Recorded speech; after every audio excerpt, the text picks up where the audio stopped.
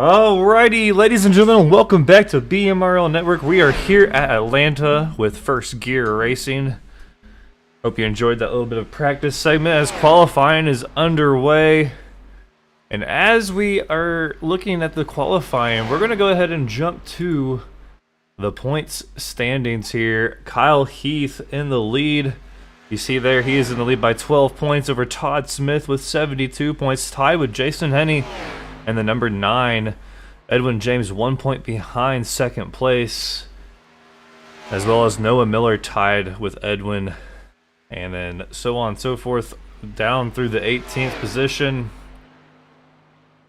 I believe that's all we've got right now, but we've got more guys here tonight as recruitment sessions brought in a whole lot of competition. So tonight, I think we are rolling with like almost 30 drivers on the track. I think it was 29 last time I looked. So it's going to be interesting, to say the least. It's going to be a fun one here, as this standings is going to change a little bit after tonight's race. Mark Owlett on track. He is so far qualified in the 5th position there. Looks like Tim Henderson's done. See, Todd Chase sitting in the 9th position. What can he bring home on his second and last lap here?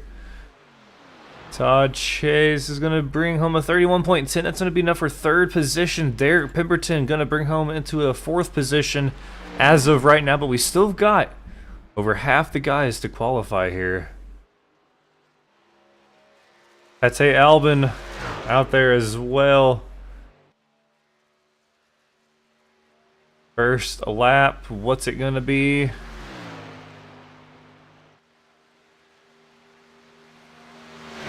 I think that was actually the out lap.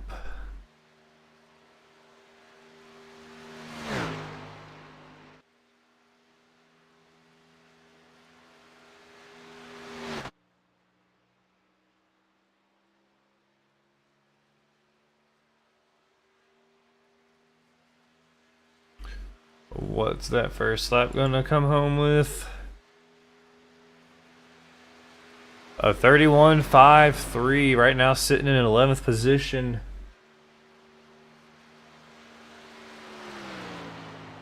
All right. Josh Benoit.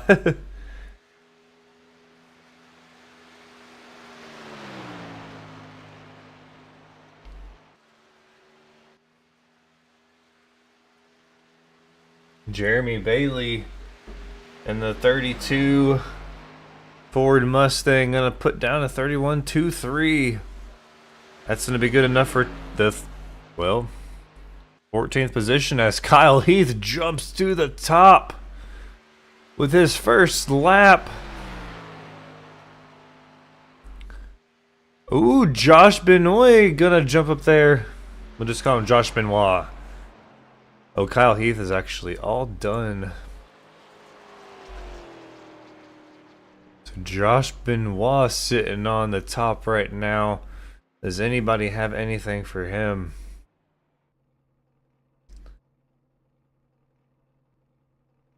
We got Trevor Benz and Robert Marler getting ready to roll out. Here goes Trevor.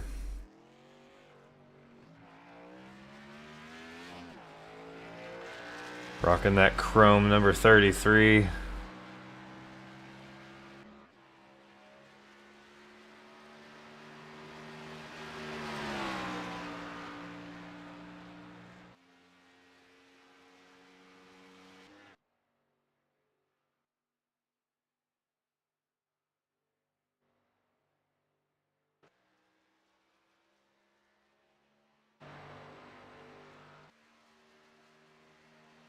And I've lost him there for a minute.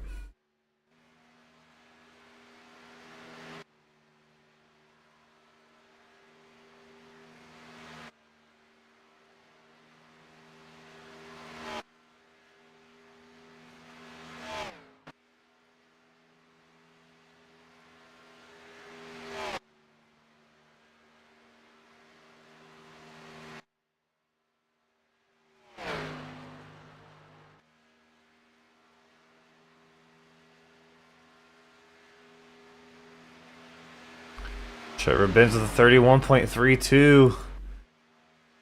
Todd Smith out. What is his first lap going to bring him?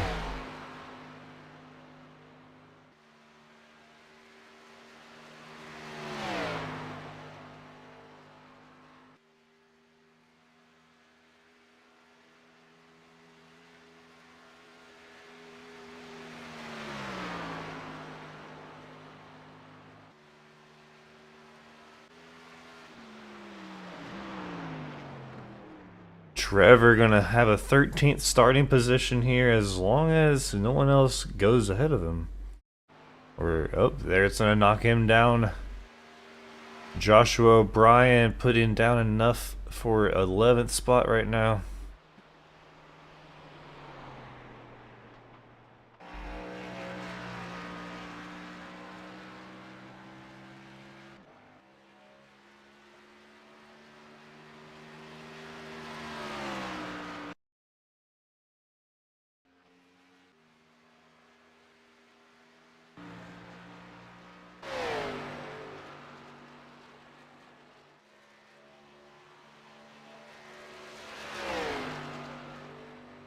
Try to get trading paints up here.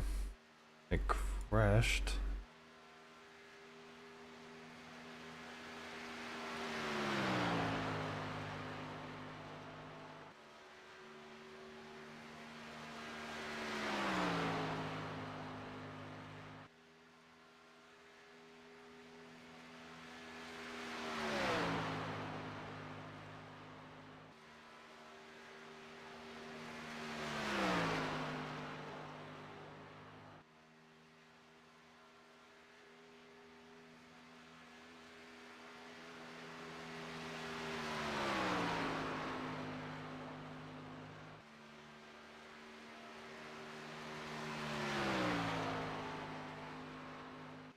We're going to see these cars kind of go blank here for a second. Kyle Heath looks to be starting on the first row here on the outside.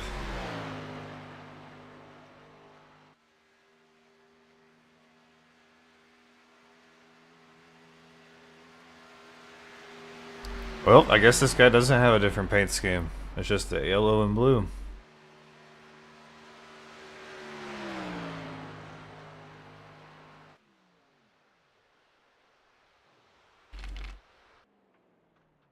Well, I take that back. Chris Justice is going to steal the pole.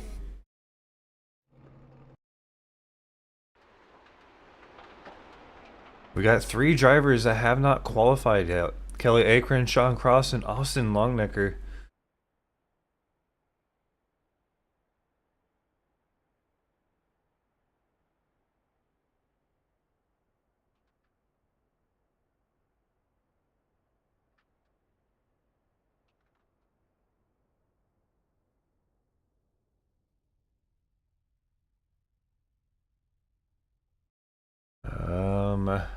I guess I don't know if they're gonna qualify or not.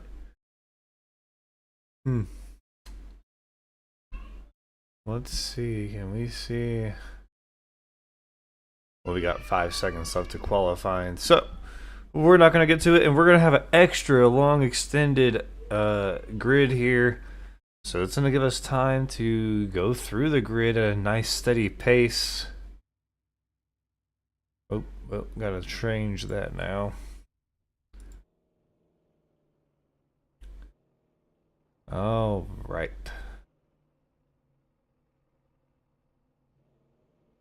All right, Chris Justice is gonna start off on the pole with Josh Benoit outside of him in second place. In row 2, Kyle Heath and Adam Chapman. In row 3, we got Josh Peterson and Michael McQuinn. In row 4, Pate Albin and Jeremy Bailey. In row 5, Zachary Bardsley and Corey Crandall. In row 6, Todd Chase Jr. and Derek Pemberton. In row 7, Joshua O'Brien and Jason Henney. In row 8, Tim Henderson, Daniel Butler. Row 9, Andrew Gross and Tom Sisko. In row 10, Trevor Benz and Edwin James. In row 11, Mark Owlett and David Duran Jr. Row 12, Drew Benson and Jamie Prevost. In row 13, Robert Marler and Todd Smith. Row 14, Sean Cross, Austin Longnecker. And rounding out 29th, Kelly Akron.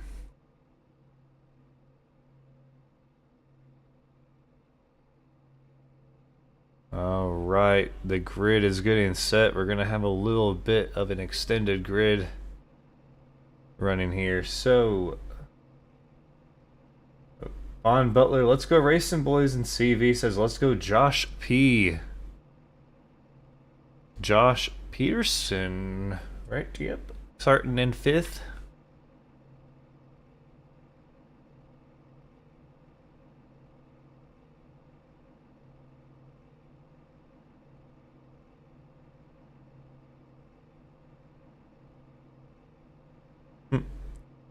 Alright, these drivers are having a nice long good meeting here before we're set to take the green flag. Let's run through and see all of those paint schemes.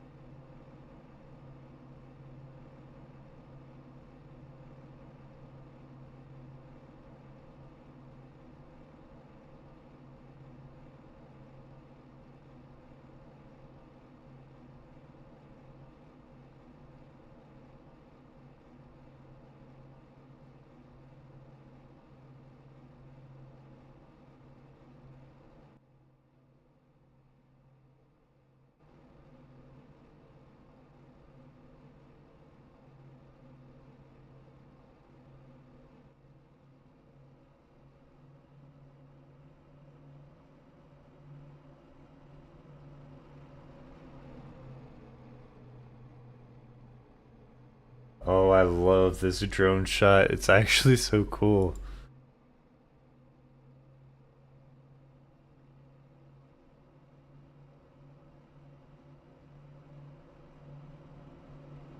Jason Henney in the number 9 Hooters car.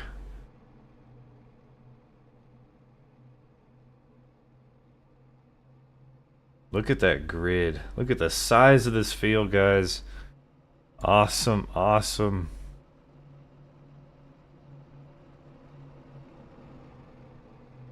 That Hot Wheels number 66 of Todd Smith. And here we go. We are rolling off of pit road.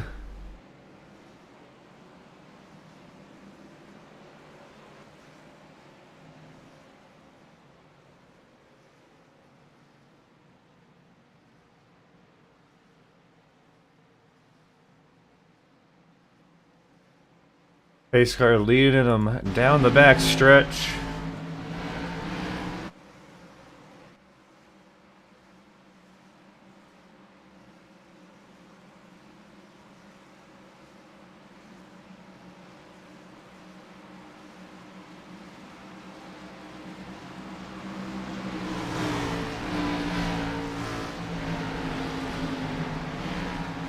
Alright, as green flag is going to be waved, let me know in the comments, who are you rooting for to win this thing here tonight?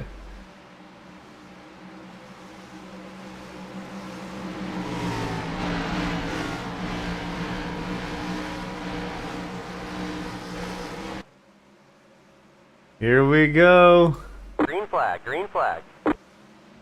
There's Barney waving the green flag, and we're racing here at Atlanta.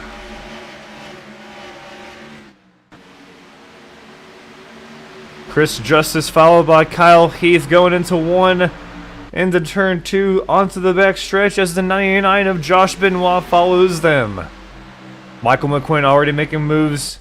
Oh, we've got a crash! A big one on in the back of the pack. Oh my goodness.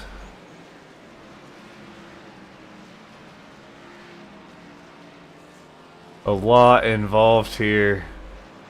Let me go through who was involved in that. Tim Henderson, Pate Albin, Joshua O'Brien, Corey Crandell, Mark Owlett.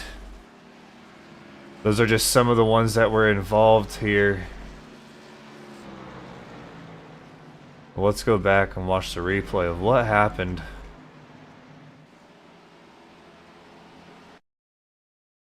Look at that, the 55 was crab walking it down pit road. Oh, the 35 comes down on the 55 and turns him. And that's just going to cause carnage.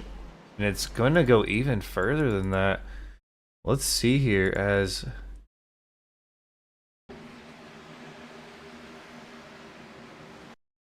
the 48 gets a little bit of that. And the 48 is going to collect the 13 and then the 60 as well. Let's go to our sky cam here. We're going to watch this from the blimp. Brought to you by BMRL. As this thing just unfolds. Down the bottom of your screen. The 35. Off of the wall, that's what happened. Off the wall, bumped, door slammed, and then just got a little bit of loose and then hooked the 55.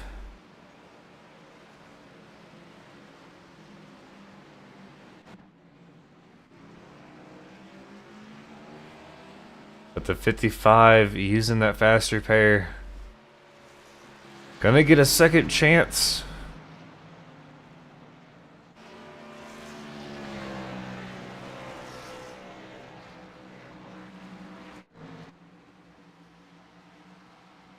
Alright, so in and out of 1 and 2, caution waves on lap number 1.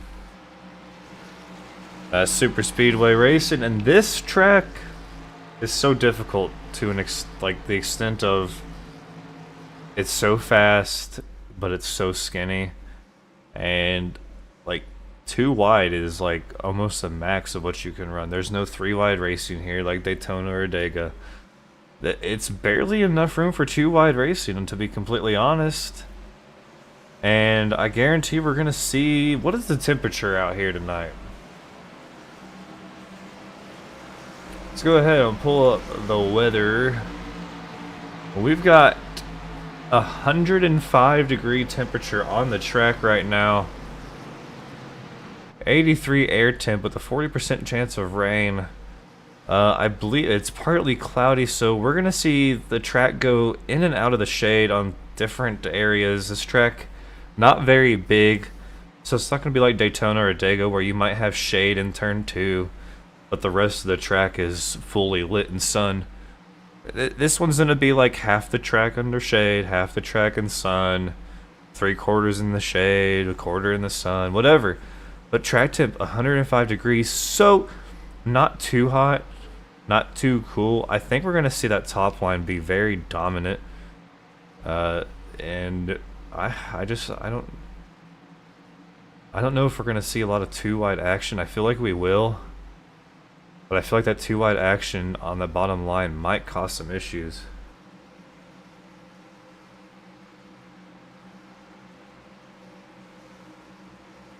All right.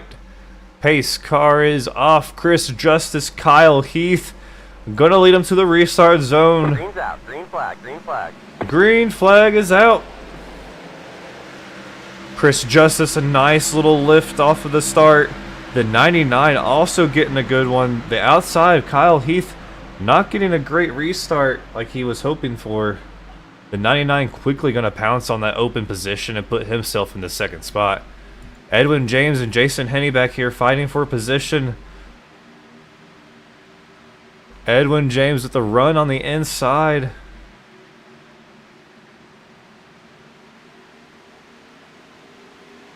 Looks like the inside might be the place to be actually on right now. The outside not really getting the great of run.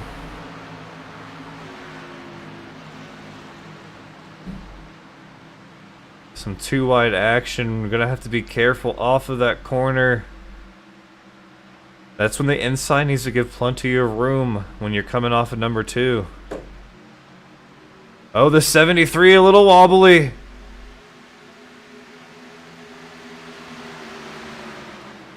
But we stay good. He tightens it back up.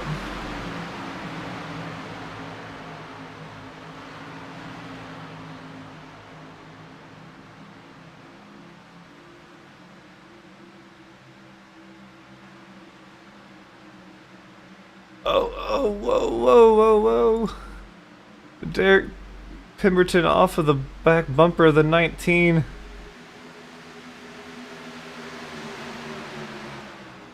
Or no, I think that was Thomas Sisko actually getting a little piece of the 19's rear. Gonna cause him to check up, and that's gonna allow Derek Pemberton around. There we go, that outside pulling strong now, going into turn number 3.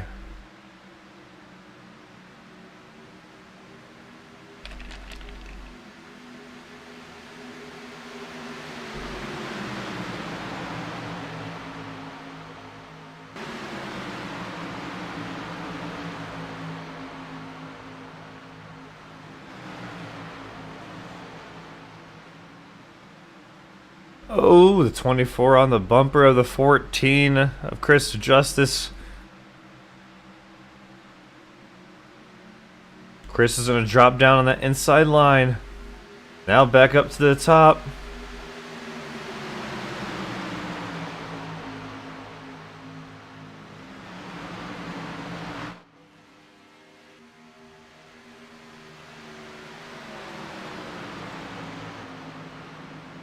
Whoa, that was weird. Josh Benoit, I guess, lost connection for a second there. He went down the standings. Got kind of worried there for a second. Whew.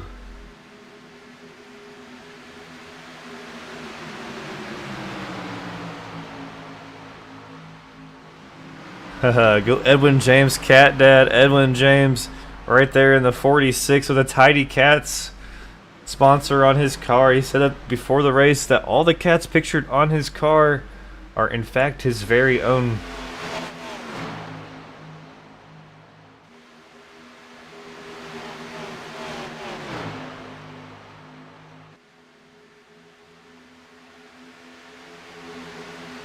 Let's see if we can get a nice little drone shot of that car. I wanted to get a close-in view of those kitties, but I don't have anything close enough. Erg.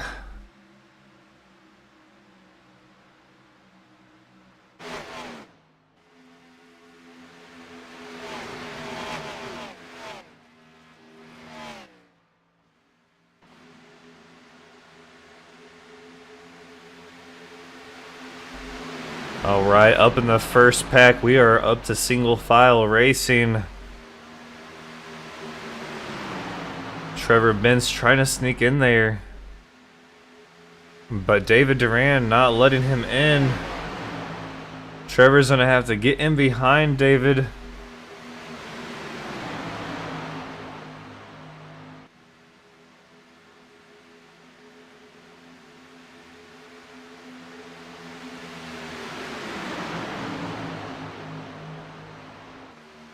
The outside line getting nice and gripped up as they're racing on the inside constantly.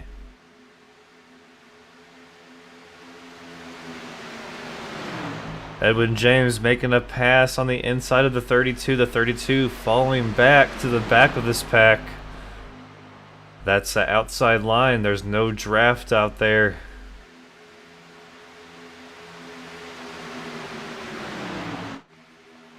And here's that second pack. Already 15 laps into it, and we got 2 packs. We got a car number 7 on the apron. No, you cannot come back up the track. At least the corner exit was coming up there.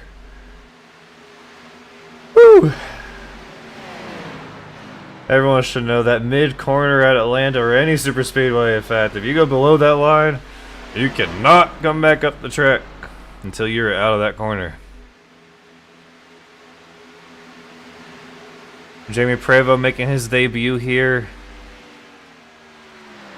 in the number 73 car there, sitting in the 24th position.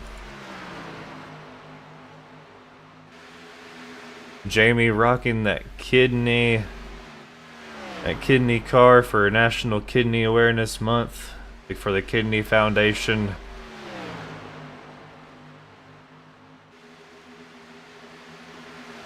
Whoa, Jamie a little loose coming off of 4. Alright, first pack split back up into 2 wide racing. The outside starting to take effect here as these guys are testing what the outside can do now.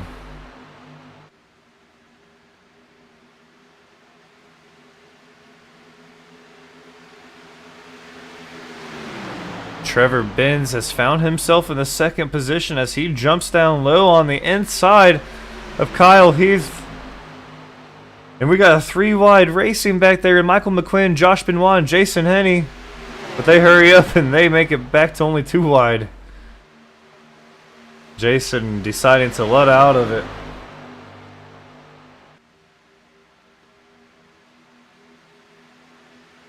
But look who's in the lead. Trevor Benz finding his way up there. He's going to play the blocking game. Whatever line gets a run, he's going to jump up or down. There he goes up the track. He knows that the outside's going to get a run into the turn 3. Drop down low to block the run that comes out of the turn on the inside. Oh, but Kyle Heath going to get a run on the outside, or on the outside of turn 4.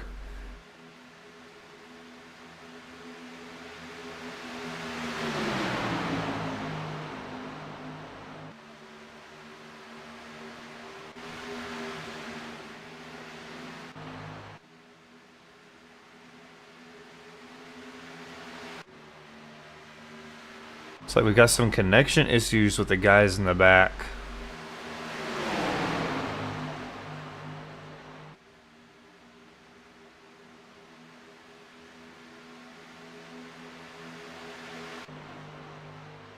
We got ourselves a little pack of 4. There's a little pack of 5. And then a little pack of about 9.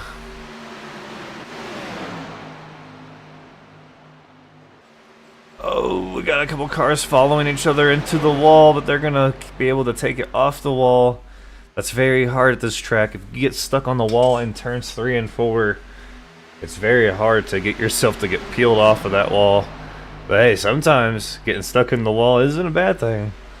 You'd be surprised what little bit of wrinkles or whatever happens on the right side of that car, what it can do to the speed. It can either hurt you if it's too hard, or sometimes it can help you. So just depends on how hard you hit it, I guess. Aerodynamically, it can help.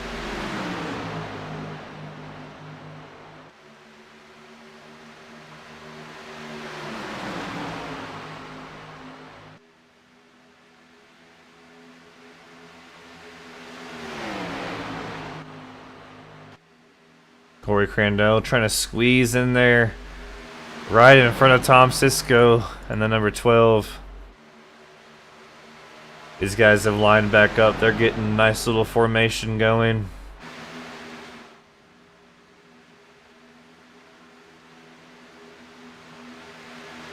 See a lot of Chevys in the mix, but those Fords are where it's at. Those Fords gonna have a great time being able to push this pack, as the Chevy's nose is a little bit pointed.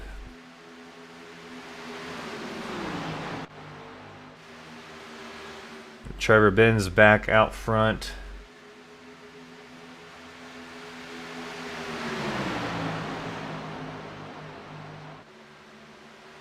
These guys are a great group of guys. I had the pleasure of being able to race in some of their recruitment sessions this week. Oh! Kyle Heath getting door slammed by the 99. Benoit, a little bit of a wiggle, gonna door slam Kyle Heath. Kyle's gonna have to be forced to drop to the back of this pack. He's gonna kind of hold up the 213. But these guys on their own as the pack is starting to pull away from them. See the time just counting down. I guess technically counting up because the gap is getting bigger. Yeah. But had the pleasure of being able to race in a couple of their races this week and had a lot of fun.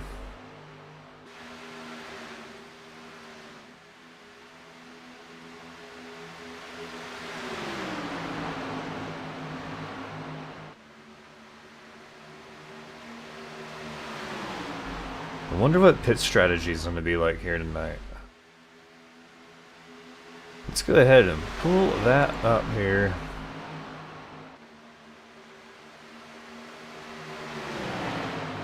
Let's go ahead and we're going to pull out the map so you home can keep watch of where your loved ones, friends, roommates, employees, bosses, whatever they are to you, where they are at on the track. You can see the 33 lit up in green because I'm also watching him, but he is the leader, catching up to the 55 of Pate Albin. And then there's a pack of 3 in front of Pate going across the start-finish line right now. You can kind of see there, if we stay green, tire strategy, pit strategy is really going to play a big role here, as we have pretty much 8 groups around the track. Let's see, as he starts to catch the 55, what does the 55 do? Does the 55 fight to stay on the lead lap? Or does he get out of the way of Trevor? But look at that 99 all by himself on the outside, getting a heck of a run. But now that's gonna kind of die down, but he's holding on. Jason deciding, should I jump up? Should I stay down here? What's the call, Jason? You can see the 33. Trevor making decisions as well. Going up high. Back down to block Jason. But now the 99 of Benoit has the 24 of David Duran pushing him. We're 2 wide coming up on the 55. I say they're going to catch the 55 here in turn 3 and 4. What is going to happen here? Let's stay tuned for this. What does the 55 do as the leaders approach? Yellow, yellow, yellow. Somebody is wrecking. What just happened?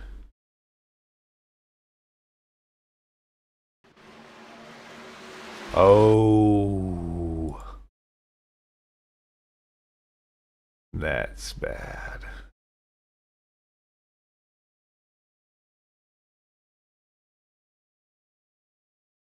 Is that who is the 5? Michael McQuinn going for a little spin.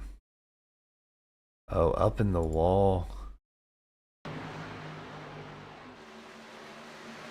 I guess the 55 can breathe a sigh of relief.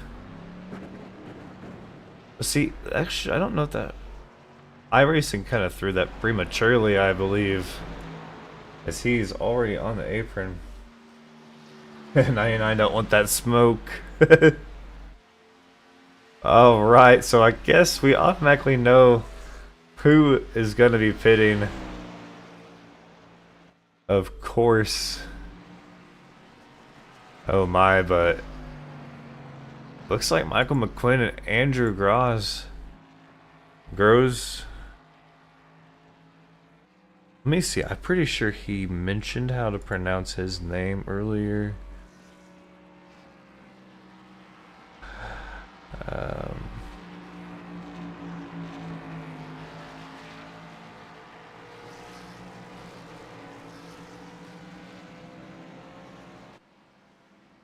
Andrew Groves, okay.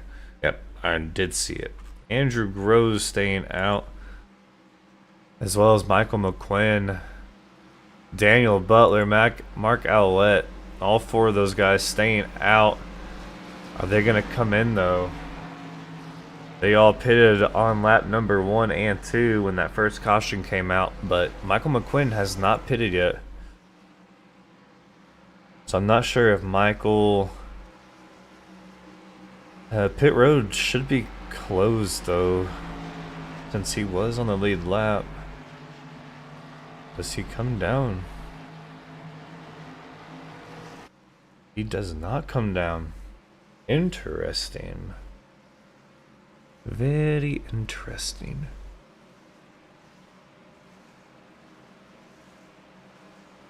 You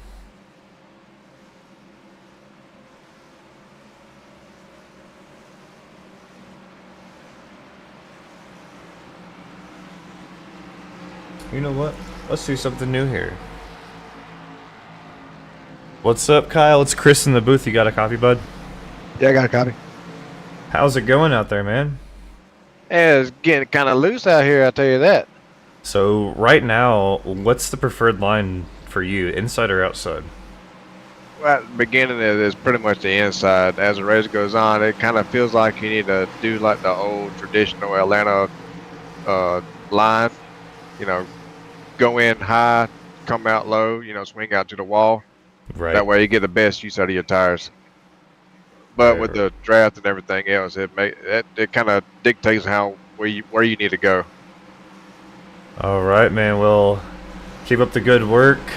You're back there, 9th place. So looks like we're about to go green. So I'll put you back up where you belong. And good luck, man. Yes, sir. Thank you. All right, that was Kyle Heath starting back there in the 9th position. Let's go ahead. We're gonna hit this restart in the cockpit with them.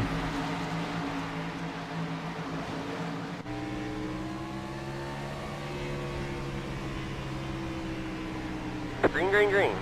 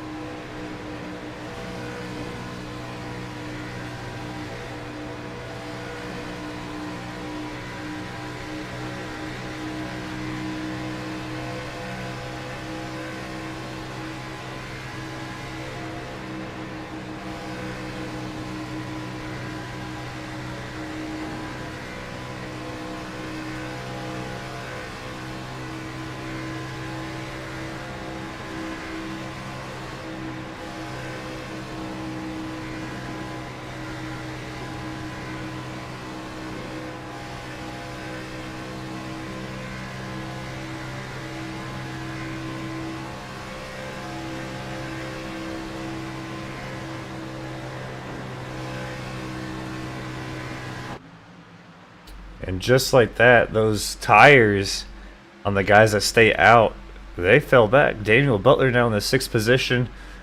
You saw as Kyle Heath was passing him on the inside. Kyle Heath started in 9th on that restart, up to 3rd, thanks to the top 4 not pitting under yellow.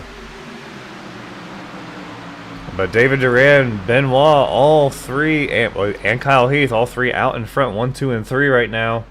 The 2-1-3 Yellow. Yellow is out. Looks like the 32 of Jeremy Bailey involved. Pretty heavy damage on the front end of that car. Let's see what happened. Ooh. And that's Hot Wheels getting collected. Oh, it happens next to Jason Henney too. Oh, Jason off the wall coming down the track into the 32. Oh, that's a hard one to swallow.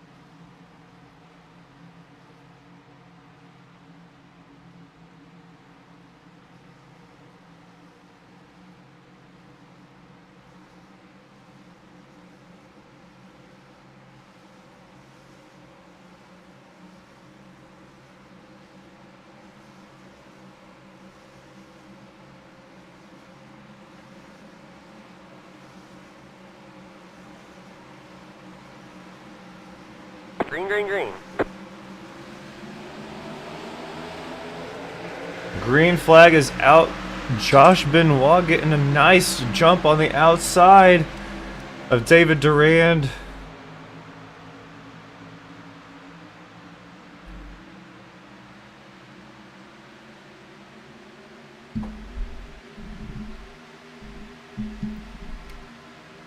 Kyle Heath coming up on the inside of the 99. Oh, the 35 getting to the corner of the 213, but they let off.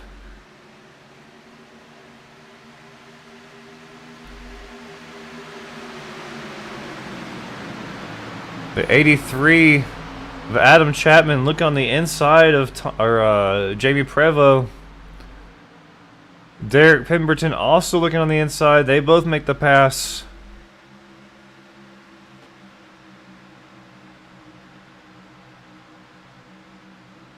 We got the 88 and the Dale Jr. paint scheme here.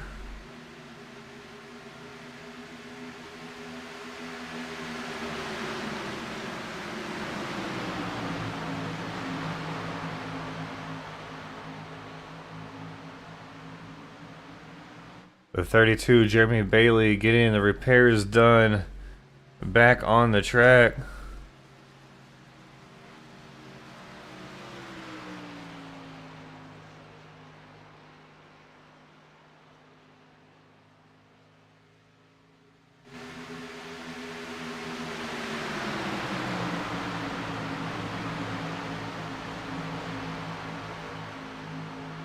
Ooh, Durand jumping down on the inside to put the block down. Is he gonna jump up on the corner? Nope, the 13 getting right up to the bumper, gonna push him out further in front.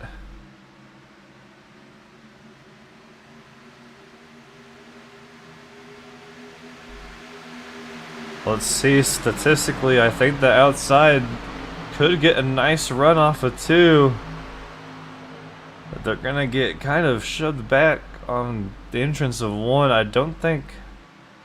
No, the 213 way off of the 99. Not gonna get anything. The 13 locked onto the 24 as we enter 3. Great job by these two. Right now they're gonna play like Kyle was saying, the old Atlanta racing, going high. Oh goodness, who? Jamie Prevost involved, the 28. Ooh. Robert Marler taking a wild spin. I think those two are the only ones involved. Can we can hope. Let's see.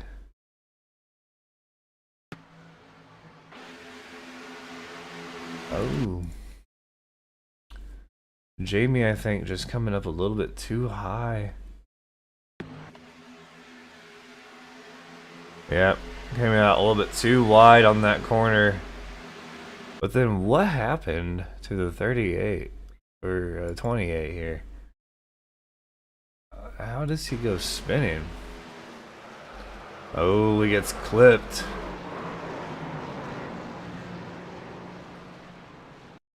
Let's ride along board with him and see what that looks like coming from his angle into the group chat here. Into the group chat with Jamie Prevost here.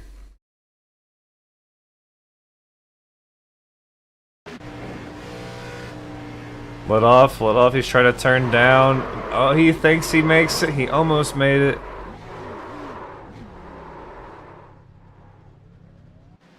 There's nothing else that could be done.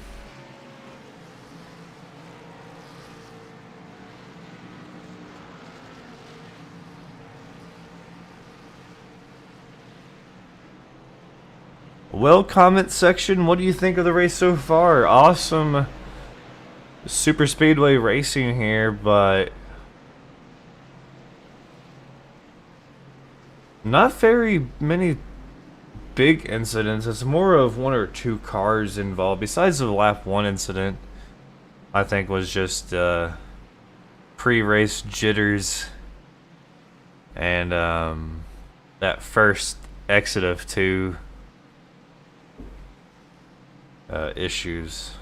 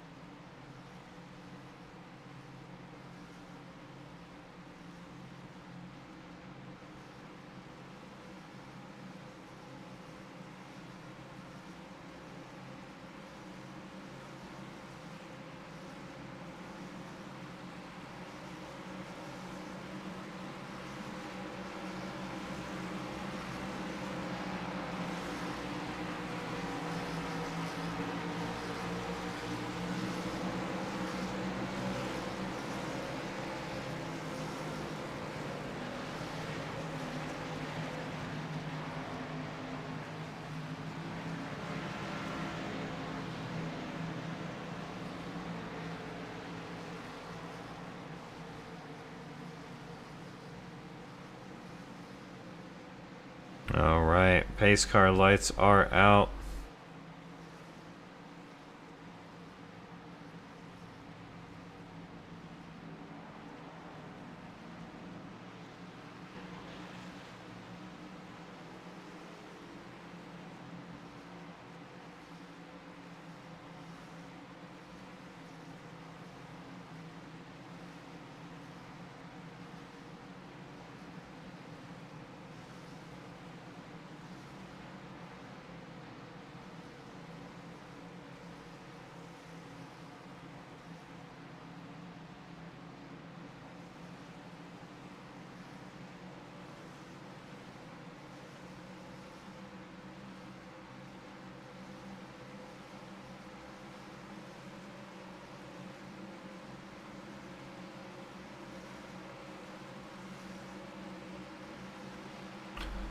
Alright, David Duran, Corey Crandell on the outside. Green flag. Green flag is out. Boogity. Nope, can't do that.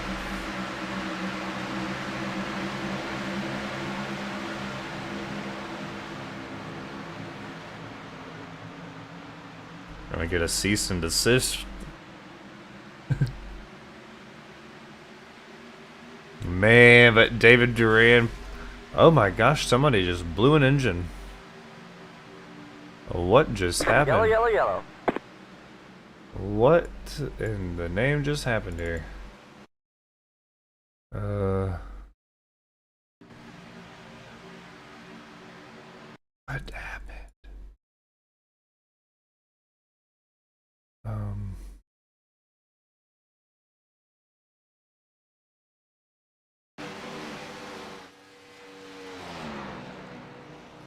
Don't know what happened there.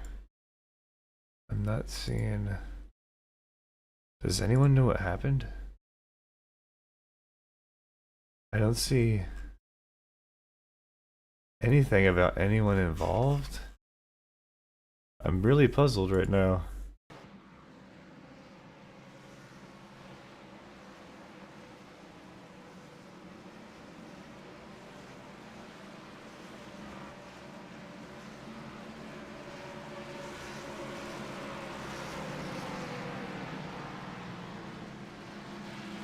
Somebody please find out. I can't find it and I don't want to spend too much time trying to look. Let's just see. Was it Robert? Somebody blew an engine and I think it was Robert Marler. Yeah, he disappeared. Boogity boogity boogity. Let's go racing. Nah, it was a joke. Because DW, or not? It wasn't DW. It was Michael, wasn't it? No, it was DW. DW used to say it before the race all the time, and so I was just joking. If I said it, he might send me a cease and or whatever.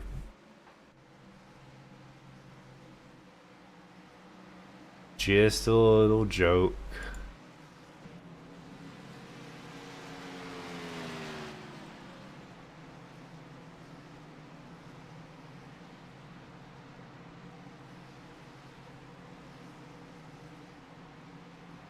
Gotta keep it kind of jokingly, because I don't have anyone to talk to.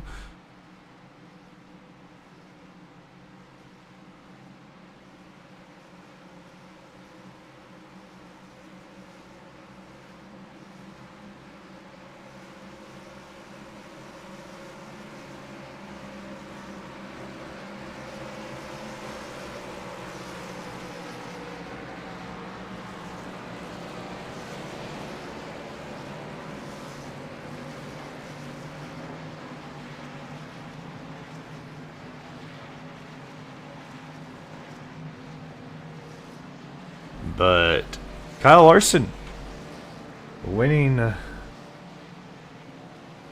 today at Coda in the Xfinity Series. How about that? We're gonna see him win tomorrow, though.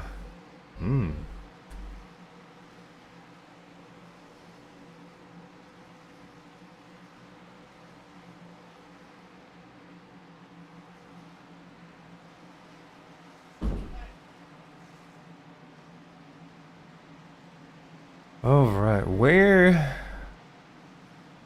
So Tom Sisko up there in the 5th position. Got some guys that pitted on lap 48 as well as lap 52. First through 6, 32 was the last time they all pitted. You know what, instead of just saying that, I can just show you too. Everyone's strategy that they're on.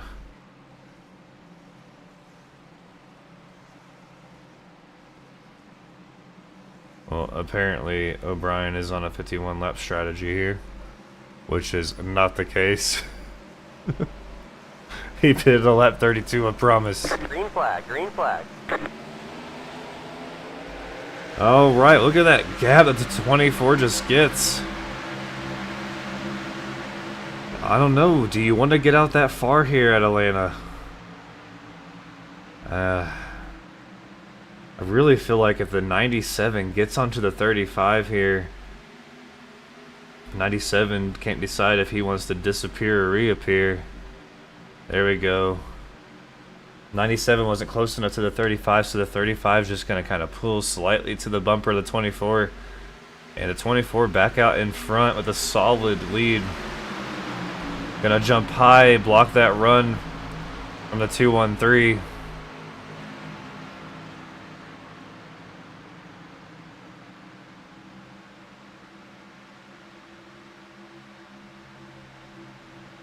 Oh, we got some jostling for position now here. The 9 on the outside, gonna take 2 spots. Technically not 2 spots. When you're side by side with somebody, it's not really a pass.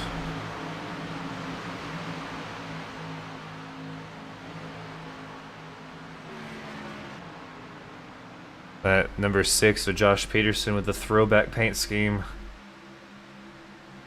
to the good old days of NASCAR. Oh, but the 14, the 6 gonna open the door for the 14 to go on the inside. Oh no!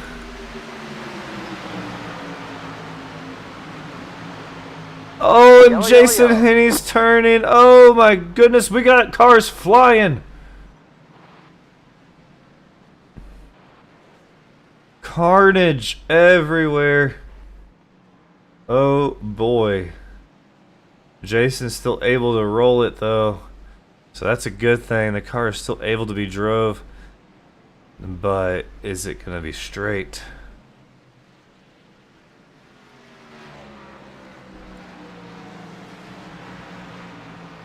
Oh boy. So that all starts with Corey Crandell. But what happened to Jason? We're gonna take a blimp view of this. What happened at the end of this?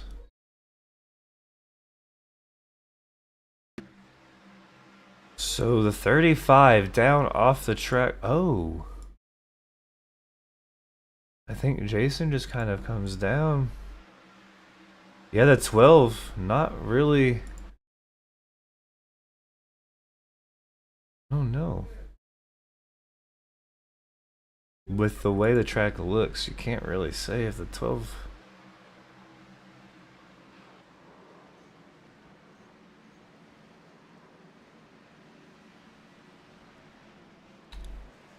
Oh man, and just carnage everywhere. Let's go ahead and we'll watch this from an appropriate angle.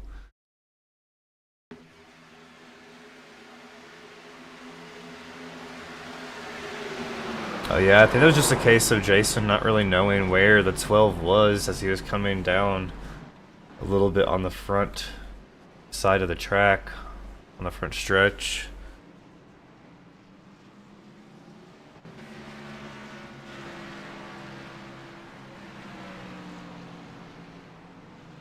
Alright, but that puts the 33 up there in second position.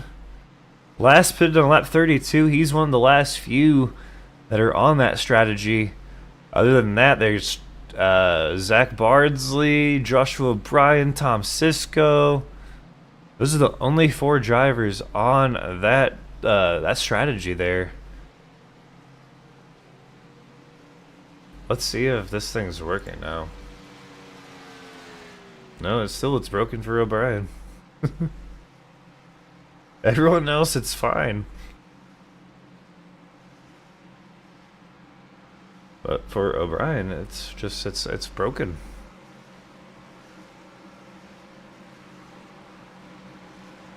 O'Brien should say 32 and 27, just like Bardsley, Benz, and Cisco. Oh, and Durand is also? No, he's not. He pitted on lap 59.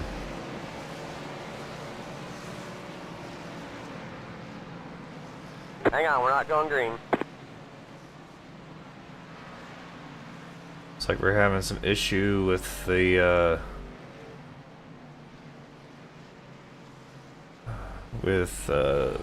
I don't know what's the issue.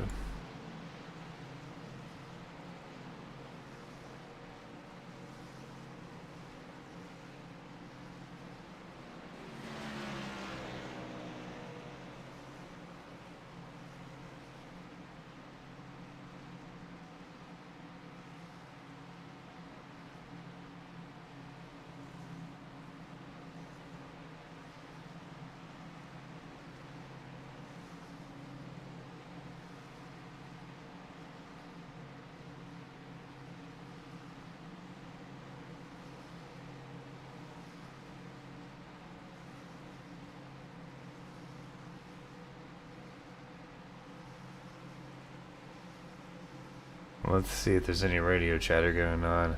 We're not going to hear it for certain issue or certain reasons, as there is a lot of new drivers. We don't want anything profane being said.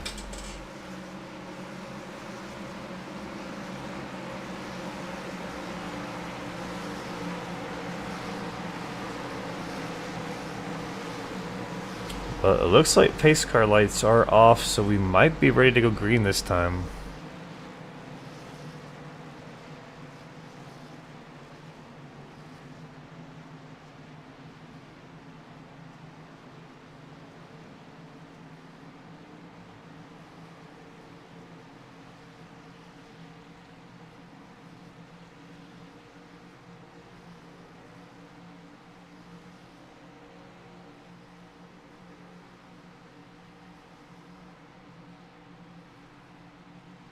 All right, this is also, as we're getting ready to go green, a first of the Crown Jewel races. So, if a driver wins this race and they go on to an Indianapolis, Charlotte, or Homestead, which are the other 3 Crown Jewel races. So let's see, there's 4 races: Atlanta, Indianapolis, Charlotte, Homestead. Whoever wins this race, if they go on to win any of the other 3, they will win $20. If they go on to win any of the other 3, or 3 of the, if they win 3 of the 4, they win $40. If they win all 4, they'll win $60, and they'll be paid out at the end of the season, obviously, there. Because Homestead is the final race. Sorry, I was reading the list as I was trying to describe it. Alright, 213 getting a nice push by the 99, but the 97 still having issues with connection there. And they're dropping in and out on the track. Doing some Harry Houdini crap. Disappear, reappear. Now you see me, now you don't. Tim Henderson up there in the 5th position. Tom Sisko dropping back though. Might have some damage from that impact there that he just doesn't really know about. But I'm sure he knows about it now.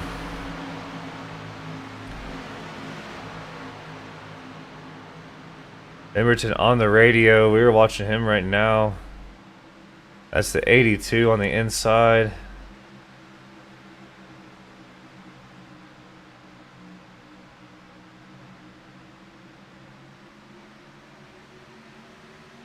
Emberton really vocal right now.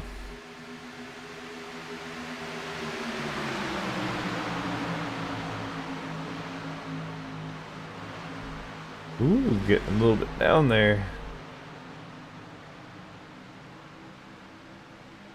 Jason Henney right there in behind Kyle Heath. Kyle Heath, the points leader going into Atlanta.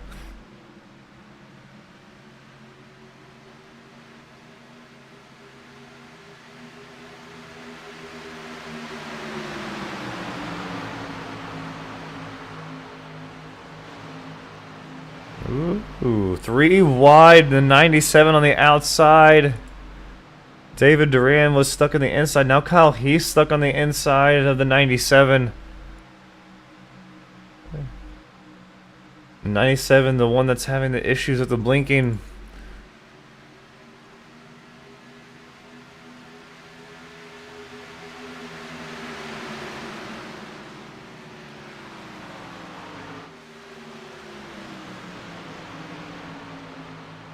I love that the 42, Sean Cross running the Jeff Gordon style paint, or the style numbers, was just backwards.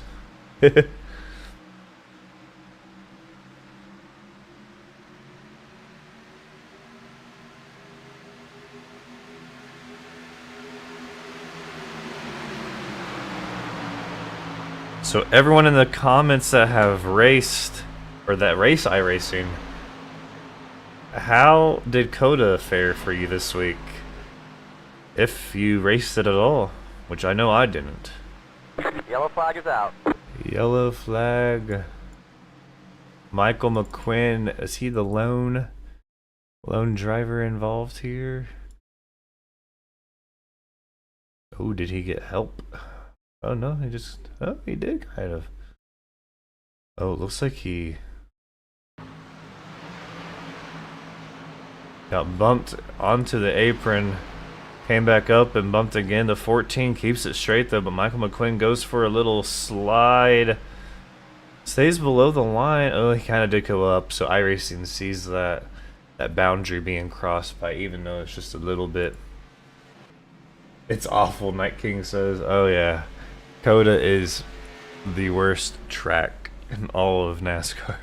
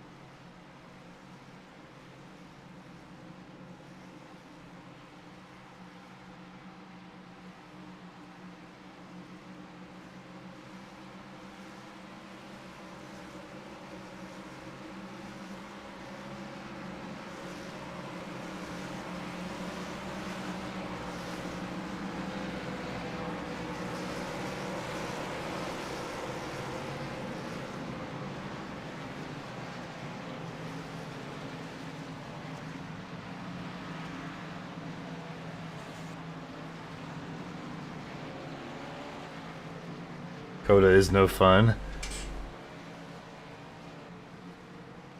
Yeah, I hate it when I run my own league on Monday and Tuesdays at BMRL, and making the schedule and having to put Coda on the schedule because it's on the NASCAR schedule is the worst thing I ever have to do. Because I know that I'm probably going to finish that race about 20 laps down if it's a 30-lap race. While running.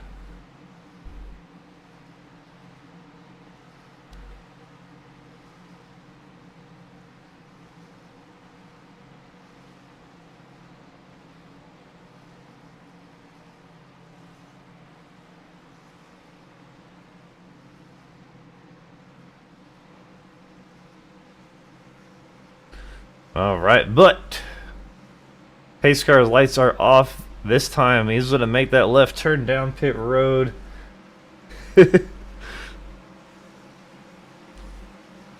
Just start and park. Get them points.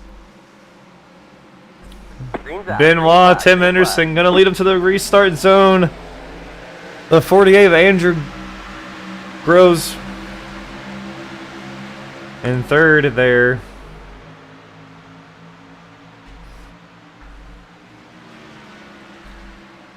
Man, Josh Benoit with a really great lead, but it's gonna get swallowed up. But is it gonna be harsh?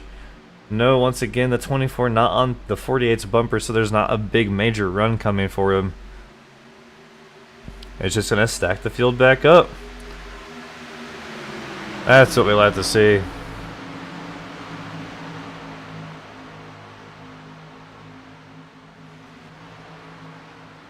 Little second pack already starting to form here.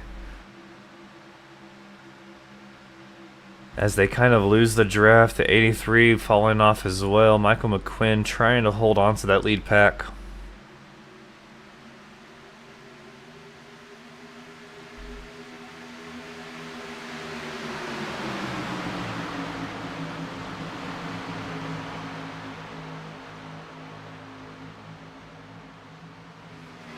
Ooh, the 13. Oh no, I thought I saw it happening. Oh my goodness, it's so crazy when you can see things about to happen. Sorry.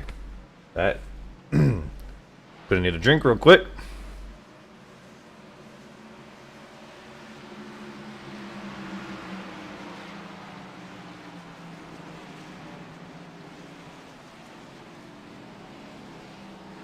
Alright, well, we kind of just saw what happened there, but do you want to see a replay? We saw that kind of happening. Kyle here getting a little bit too close and comfortable with the left rear fender of that 213. We saw that kind of happen. It started right around here, getting a little bit too close.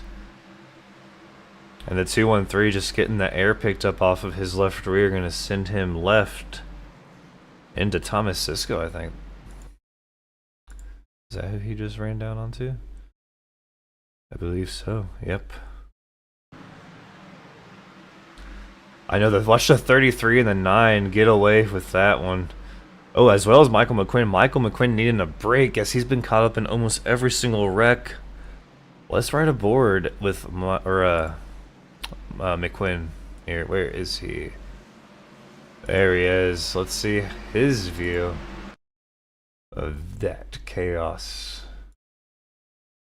Oh, look at that. The Hooter girls are ready for us. Michael with a nice reaction to get away and get as far away as possible. Let's see. Did the 9 have a great avoidance there too? Yes, he did. Ooh, the 33 with an even better avoidance. Let's ride with Trevor here. Oh man, grab the wipes.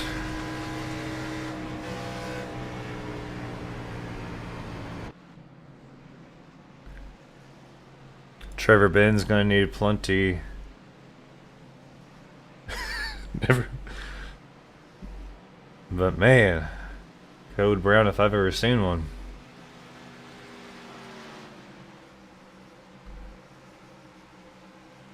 You know, let's you know what? While we're still pacing here, I want to kind of ride with the 213 and see what it's like.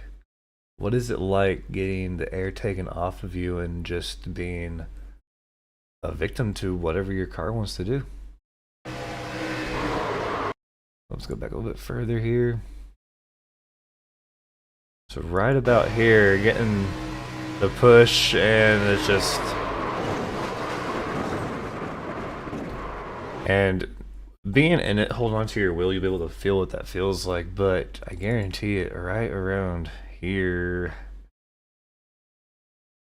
right there, he started to feel like the rear end was just no longer attached to the ground, and it probably felt super, super light because you see how easily his steering wheel turns right because he knows it's coming.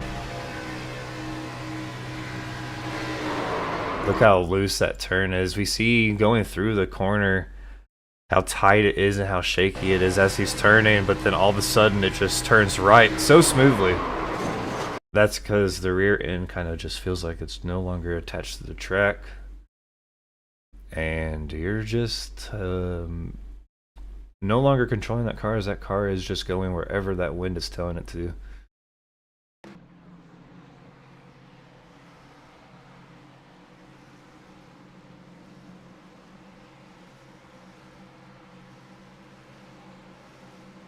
Woo! Though, I'm having fun. How about you guys? Look at that. We did a great job going through that replay there. So we're going back to Green Flag Racing. Andrew Groves and Trevor Benz 1 and 2 right now. Ooh, Trevor a little wobbly. A little loose. Yeah, Paul, best broadcast in the business.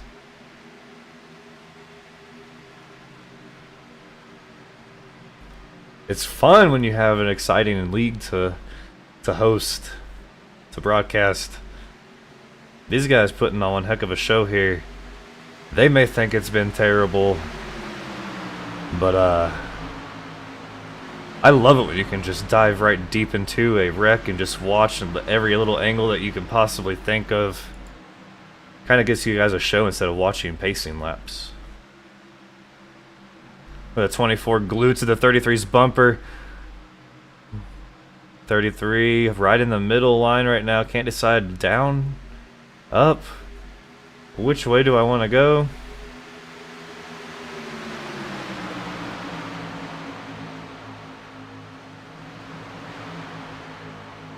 So look at that right there. Hendrick teammates right in front and behind each other. 24 and the 9.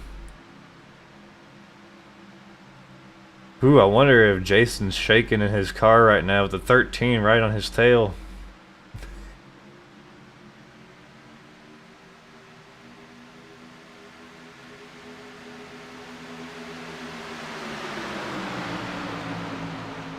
Ooh. 48, little loose there. I forgot we had the 48 in the picture, so I guess there's 3 Hendrick teammates there. 24 gonna get, ooh, they're gonna get stacked up a little bit. Here comes the push from the 48. Can he deliver? He cannot. The 33 is gonna slide in front. It's so cool watching,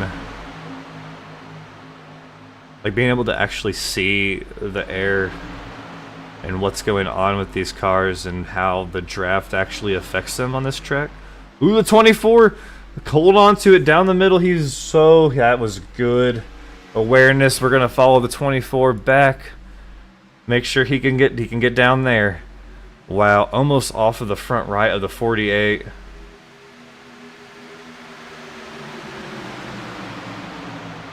Uh-oh, oh, the 48 up the track. Ooh, man. 3 wide, the 82, the 48, the 24, they're so tight. 3 wide racing doesn't really work on this track. Oh my gosh. Whew.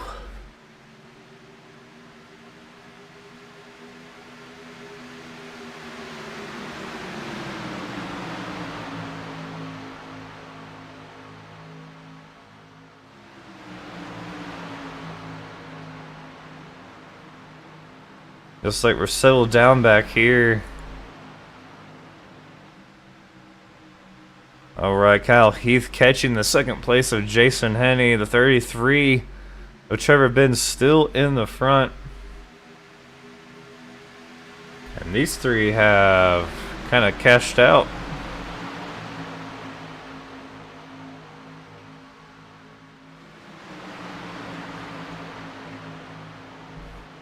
Such a good race.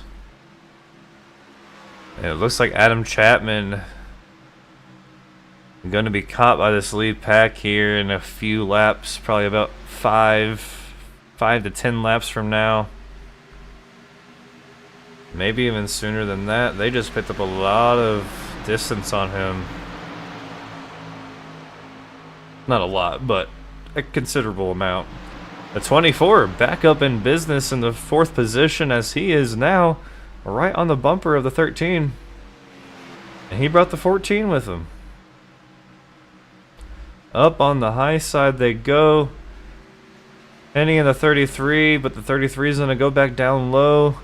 They're just running this track like in the normal way that you would run it if you were out there just in a single practice session. Enter low, come out high, swing it down low on the turn. Now they're going to swing it in.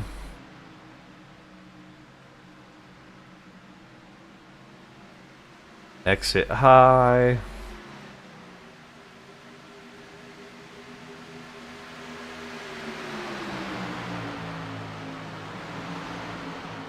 Two laps since I said that. Let's see how many laps it does take to catch the 83. It's been 2 laps. Are they actually going to catch them though this time? Last time they were going to catch, I think it was the 55, but caution came out. 14 going down low in front of the 24. He's smelling a lead.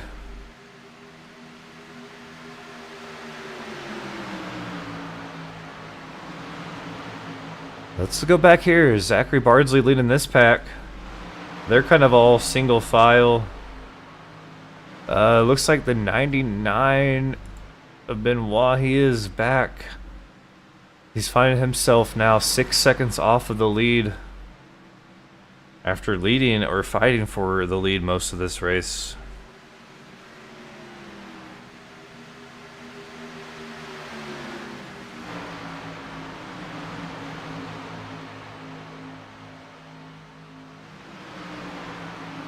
Three laps.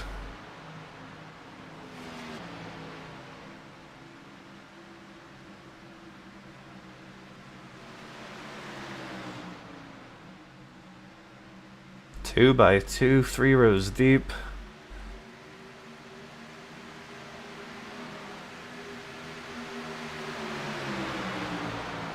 Let's take a look at these pit strategies for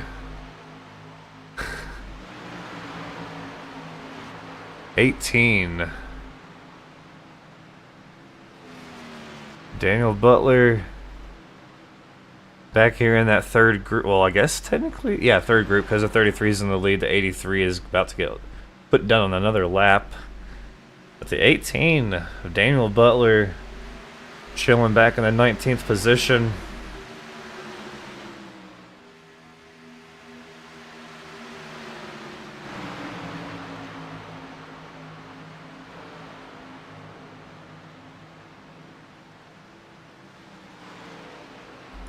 Oh, we gotta see the 5 goes down low.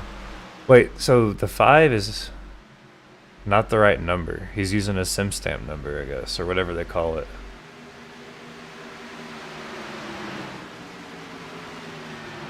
Right? Or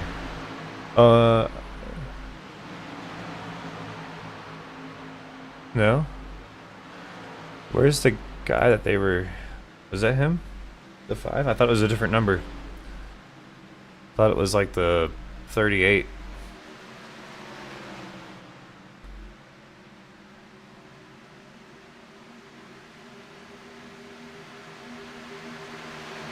Or no, 83. Yeah, he's right there in the mix. Okay.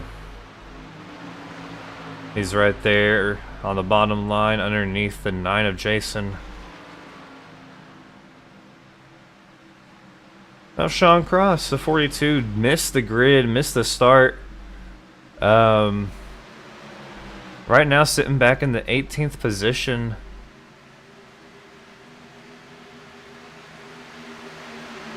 I never even noticed him come back or come into the race, but I'm guessing it looks like he's only 1 or 2 laps down.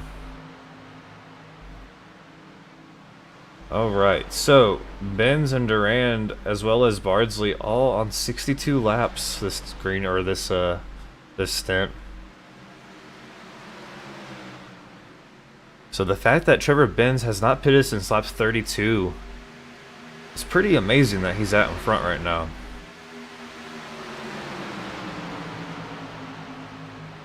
So he definitely brought a great car to the track here today.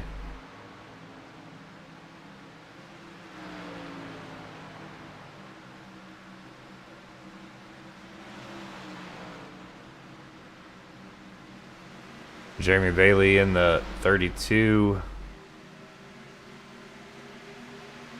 Yep, crosses 2 laps down. Corey Crandell in that 35 machine. Our standings is a little out of whack because the lap down cars, they might be this place or this place on the track. Just depends. If anyone in particular you want to see, just let me know. Oh, getting a little tight right there. I think we're seeing tire wear a little bit, but it's not really affecting Trevor, as Trevor has obviously done a great job saving his tires. But the 14 a little tight on the turn 4 exit. Let's see how he handles it this time.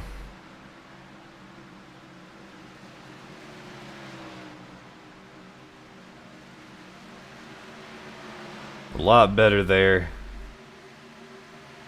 Oh, the 33 almost off the nose of the 24. That's what happens when you have a Chevy pushing you, though. Ooh, jab at Chevy.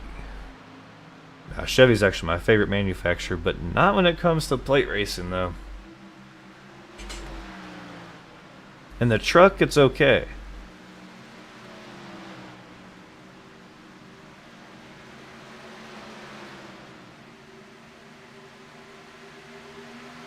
Let's put the camera on auto here and see just where it takes us and who we watch.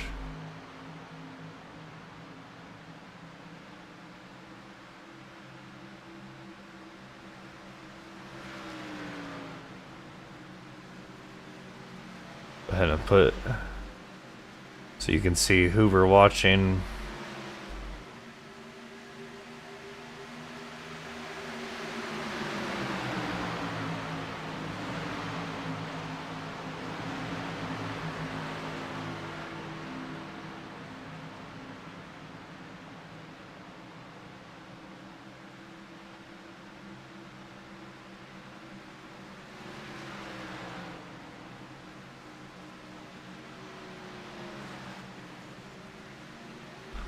The 13 kind of off the wall a little bit there.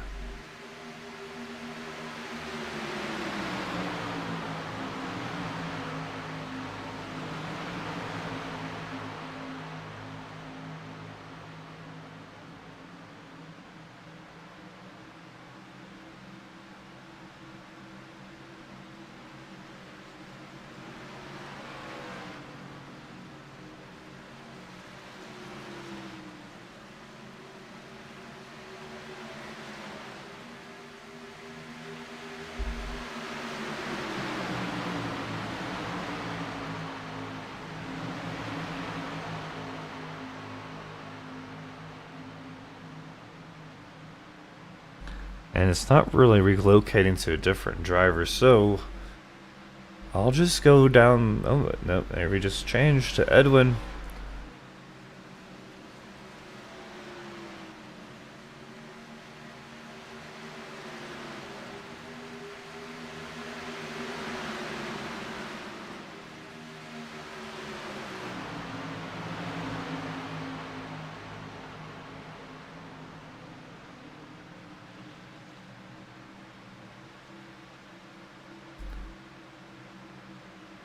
Looks like this group with the 82 is probably one of our biggest groups here.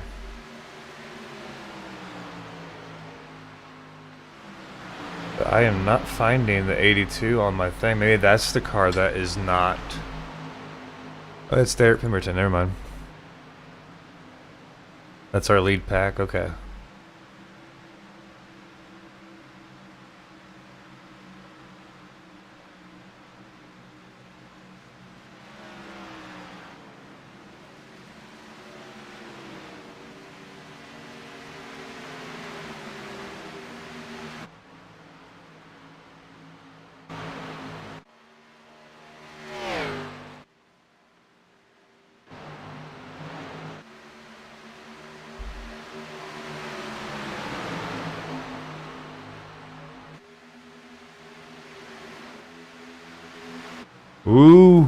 Ooh, Trevor Benz getting a little wobbly off the 83. The 83, not even on the lead lap, but racing these guys so hard. Ben's not happy with it. Oh my goodness, oh man. Oh boy. Oh my gosh, Trevor way off pace, falling back hard. What happened? Why he is off that much?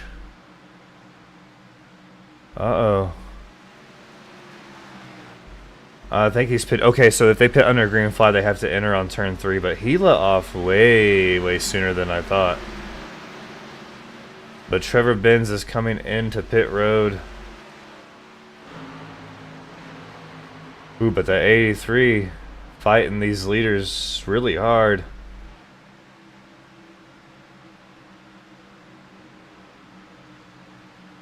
To Adam Chapman from good old Greenville, Tennessee.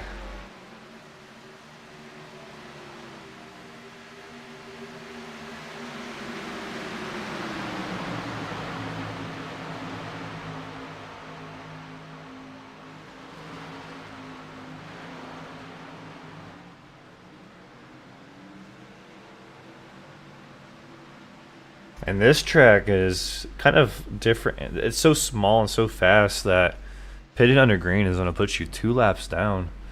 When normally, like a track like, you know, this 1.5 mile Las Vegas, you're going to get put 1 lap down if you pit under green. Whereas now, if caution comes out, Trevor's kind of screwed. And who is that up on the wall? I don't know who it was. I can't. 28.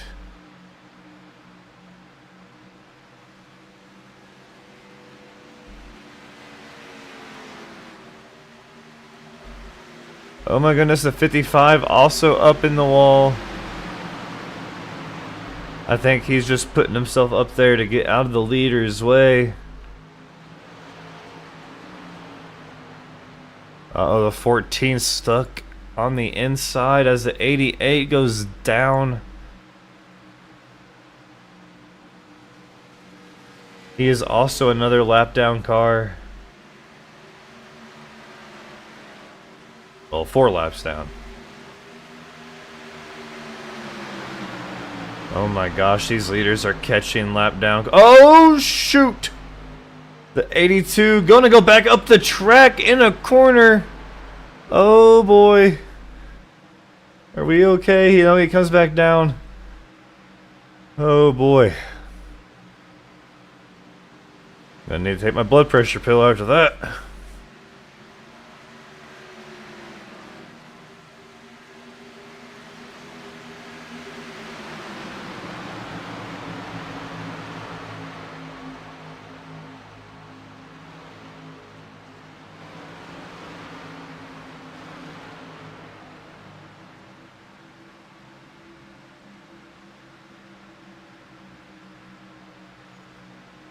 Well, hold on. Is Trevor... He's actually out on the track. Does he have a...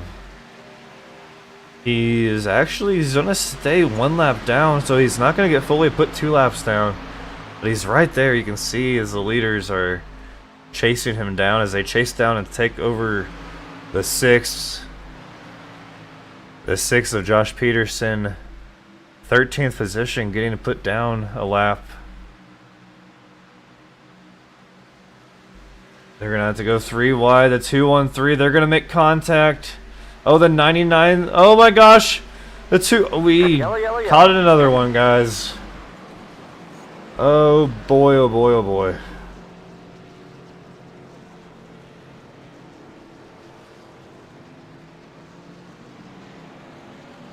Well, we're just finding all the wrecks.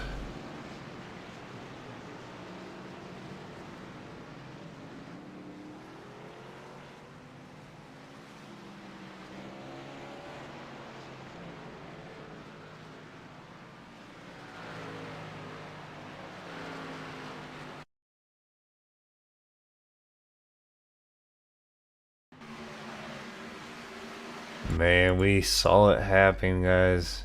It was gonna happen. These guys are already tight. The 6 is on the wall, trying to stay off the wall. Once you hit that wall and you're 3 wide, to get off of it, you're gonna have to jerk left and let off the throttle, and that's what happens with the 213. Not sure how much distance he has between himself and the 83. He's gonna go up a little bit too high.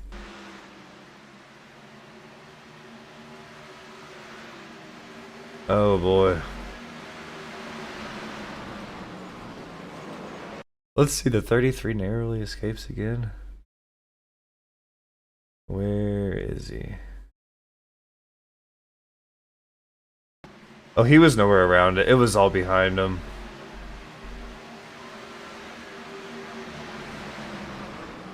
Yeah, he was way in front of those guys, trying to stay 1 lap down. I believe he... I don't think he is gonna get the waiver. Actually, all these guys should pit. So Trevor Benz should be back on the lead lap. I think. Because everyone should pit and he should get the waiver round.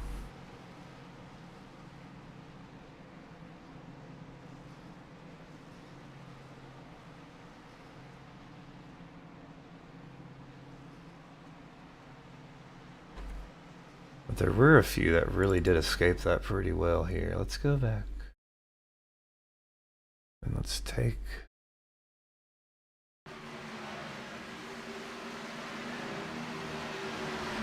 Ooh, who's that going through the grass? 97, I think? Is that the 97? Joshua O'Brien going through the grass to escape it. He narrowly misses it. Oh my goodness. And then it looks like, who is that? The 46. Let's go watch the 46's in car. Edwin James here. He's gonna barely miss it too. Oh, see, he saw it happening. Look at that awareness. He knew it was gonna happen. You could hear him lift and start turning left. He could see it right there. He sees them make contact. He's like, well, this isn't gonna end good. Oh, yep, I knew it. Woo! Great driving there. O'Brien, I think, yep, the next one that narrowly escapes it here. Oh my goodness. That 99 so close to getting him right there.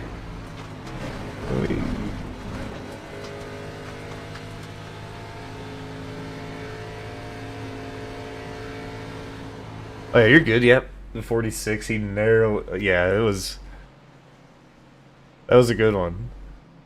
Definitely a good one. And yeah, Trevor Benz back on the lead lap.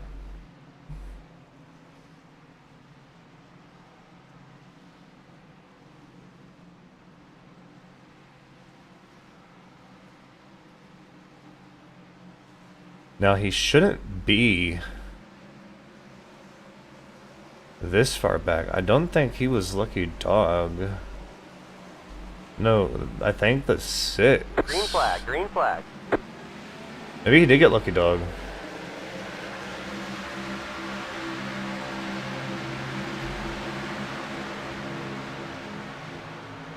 No, the 6 was involved in that wreck. So the 6 didn't get the Lucky Dog. So Trevor might have got the Lucky Dog. So that's why he's back in the back of the pack.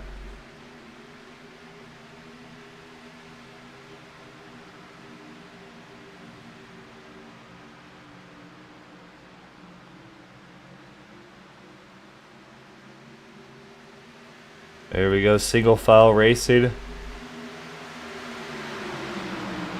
Yes, very intense racing. Uh-oh, what's going on? Where? Why are these guys so slow? What happened?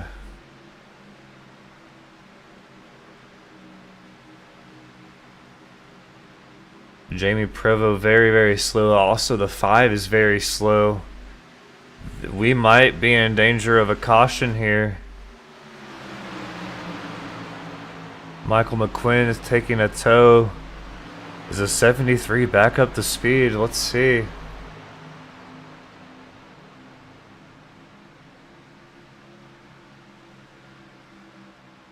Oh, he's on the apron.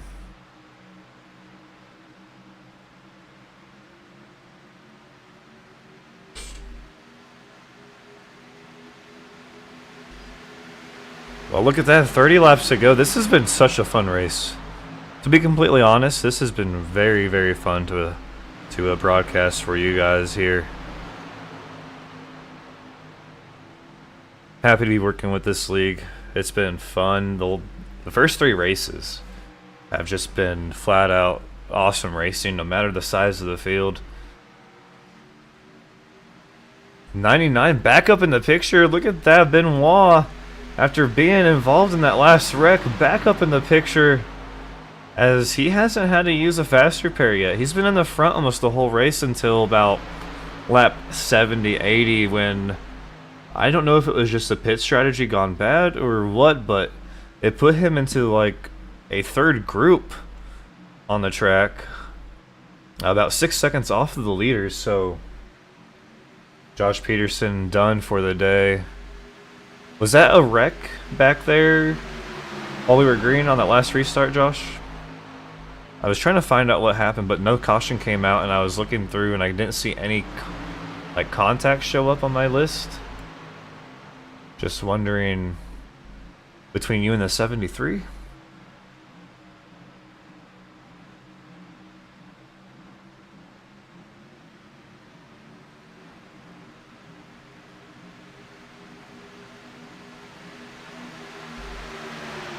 There's Trevor. Trevor not in the greatest position that he wants to be in, having to start in the back of the pack.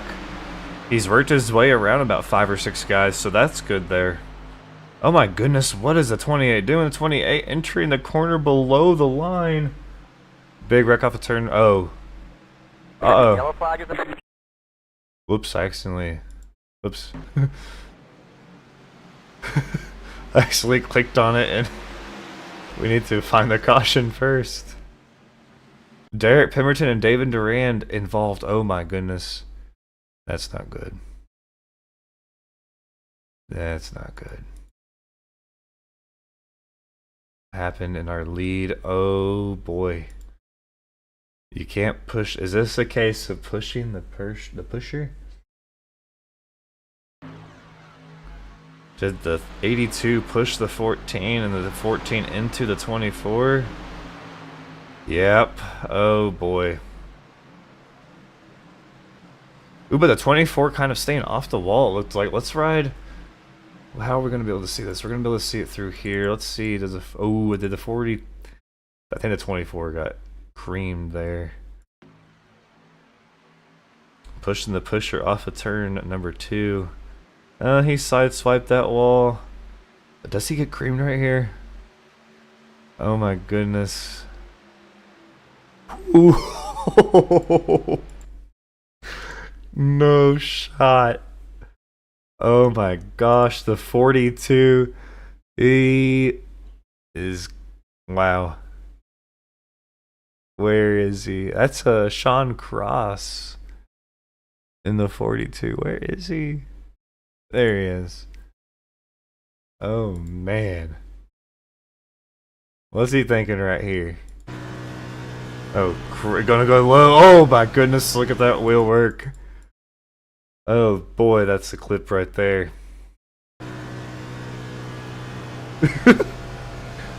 Woo.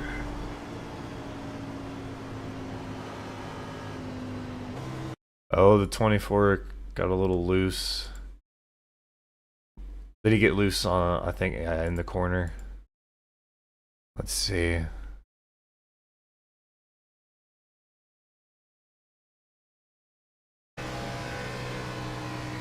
Oh, yeah, yeah.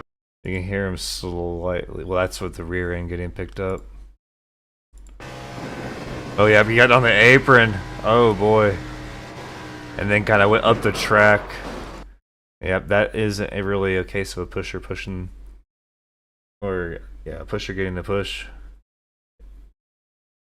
That was more, yeah, the 24 getting a little bit below the line.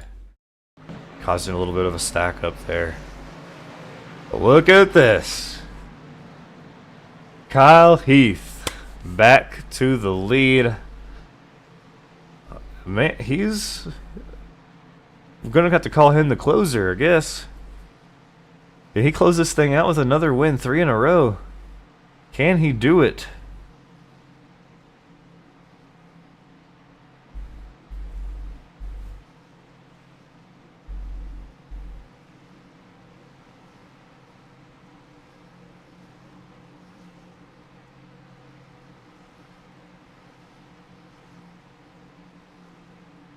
Oh, Michael McQuinn, you're also out?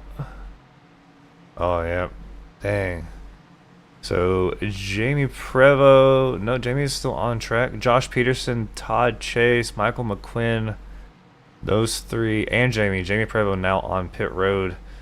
Those three on pit road getting repairs. Hopefully they can get them done before the end of this thing to get back out there and try to get more positions taken or gathered up here.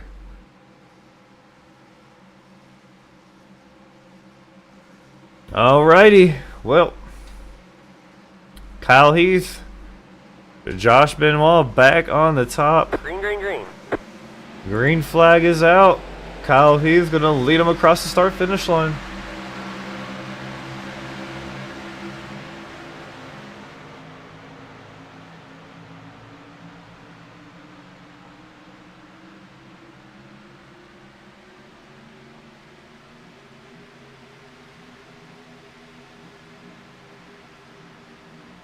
Oh no! Whoa, whoa, whoa, whoa, whoa! The 48, don't come back up! Don't come back up!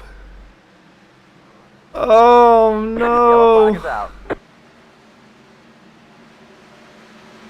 Oh man! Oh, the 48 steering is all messed up. Look at that thing. I bet he's crab walking it down pit road. Oh boy. Yep. He is not straight at all. Look at that thing. Oh my gosh, that wheel. It looks like one of those little Mazdas out on the road that's got the little low to the ground with their wheels all popped out. Does he have a fast repair? I don't think he does, or else it would have already engaged. Andrew Groves out of this thing. Oh man. And who else? Anyone else collected in this majorly? Let's see. Where is Groves?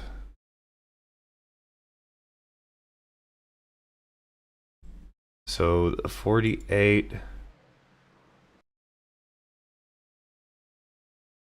See right there.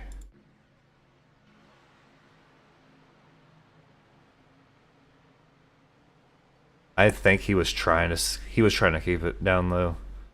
I think he was definitely trying. We'll go in car and take a look.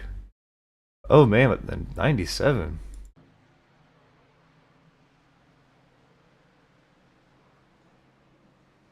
He's gonna get through it though. You got a nice little left tap there though. But yeah, I think the 48 looks like he was trying to, but with all that momentum, keeping it on the apron is just, it's impossible. Yep, he was trying so hard. You can see him trying to, at that point, it's just so loose that the car just floats right up the track.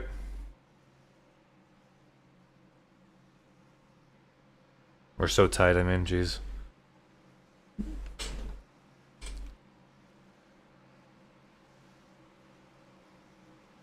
Josh got 8 minutes left, so hopefully we can get a few more laps in. Definitely, especially with this caution coming out, that's going to help you with a couple minutes there.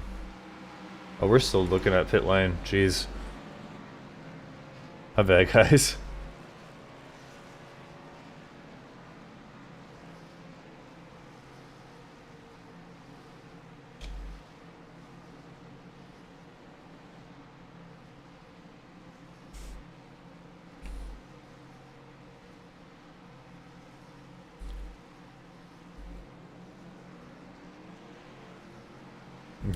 Ooh.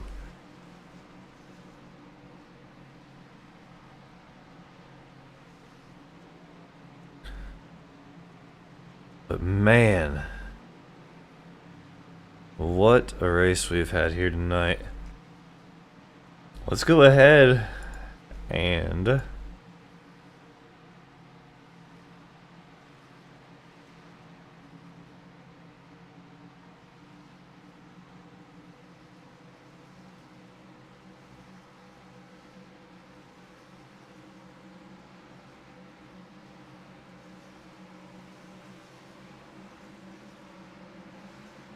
pace car is off the track. We're gonna go green flag racing here again. Green flag, green flag. Kyle Heath gonna lead into the restart zone. Jason Henney and Josh Benoit on the inside.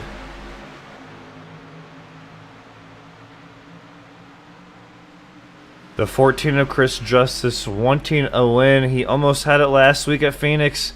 Oh, the 33 kind of gets a little bit of a bump from the 24. The 99 goes down the track. Oh no, the 33! Yellow flag is out.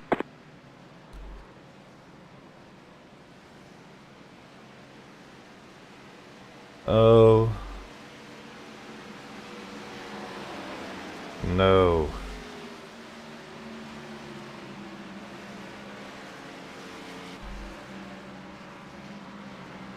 Too big of a check up there on the 99.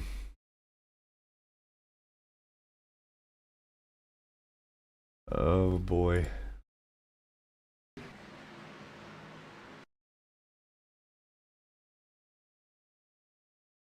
See the 99. Oh, he gets a little bit of a side draft bump. Trying to side draft out the 14, gets too high. Swings down and then enters the track, not really clear. And the 33 going to try to escape and going to take himself out across the 24's nose. No, that really wasn't the 24.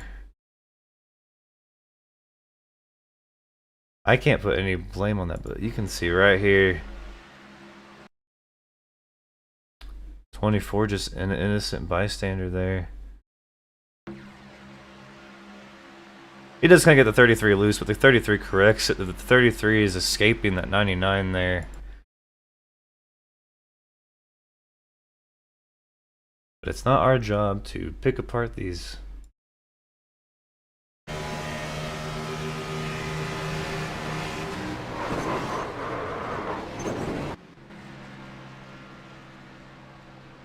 But Trevor, did he get a fast repair?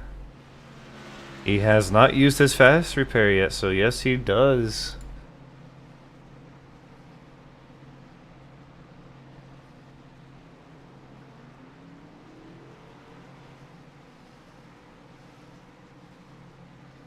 Alright, let's go ahead. We're gonna look forward through to the next race here.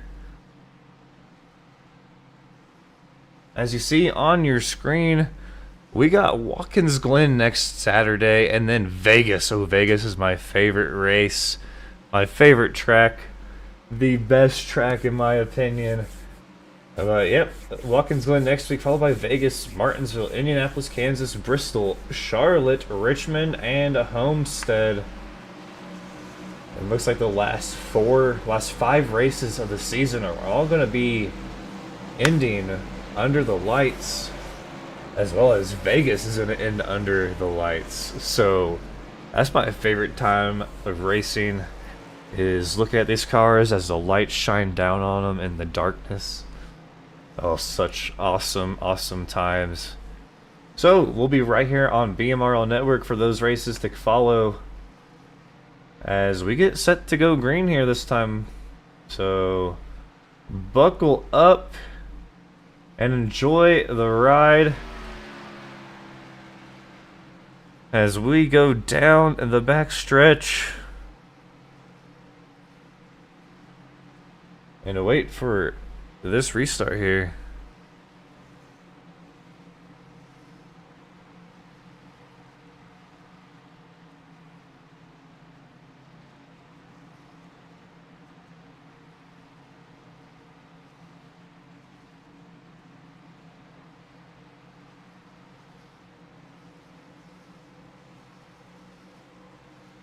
All right, green flag.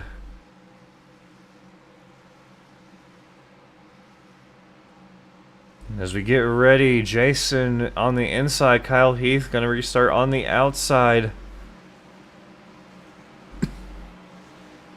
Jason entering the restart zone. Green flag is out.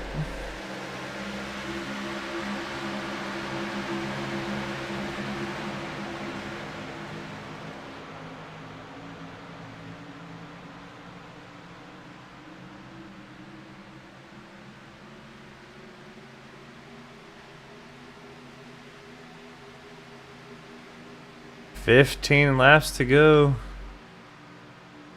99 back on the inside, up in the front. Well, technically not in the front, but in the front of the pack.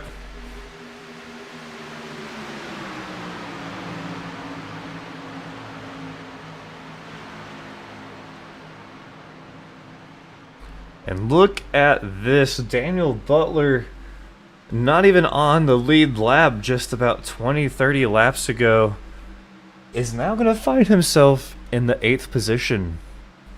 Incredible.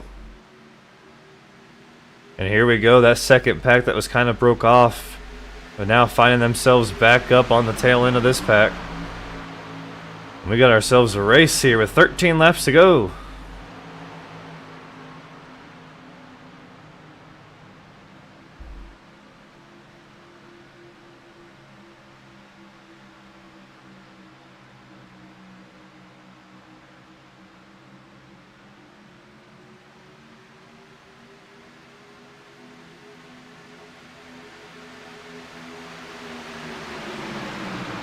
Ooh. Ooh hoo hoo. Daniel Butler getting a little bit of a bump there.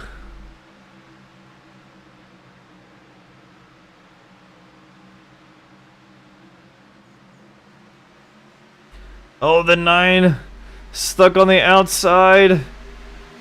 Oh boy, oh boy.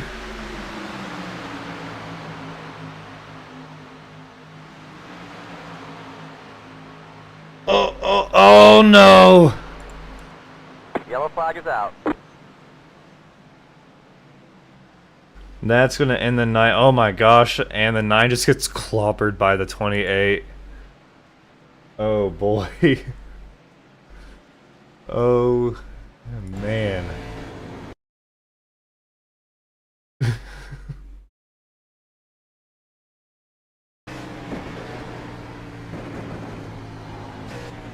Oh, nothing for him to do. Ouch. You can hear that front right tire not having a good time. Oh, the 43 crab walking it down on the pit road.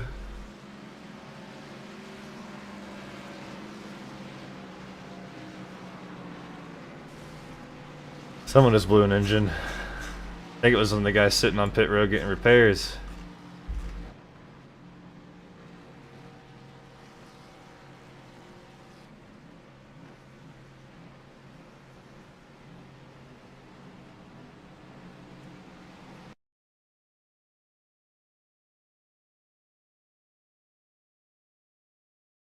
Ooh.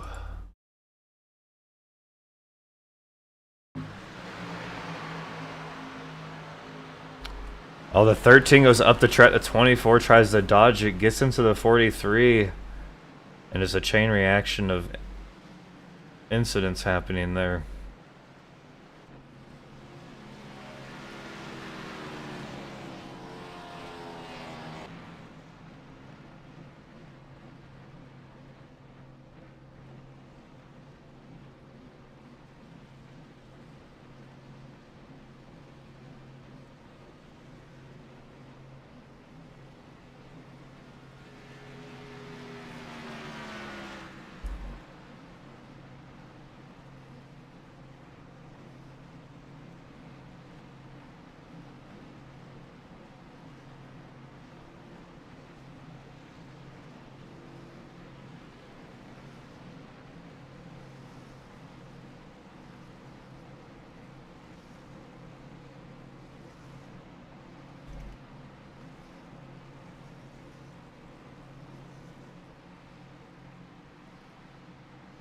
Parker break.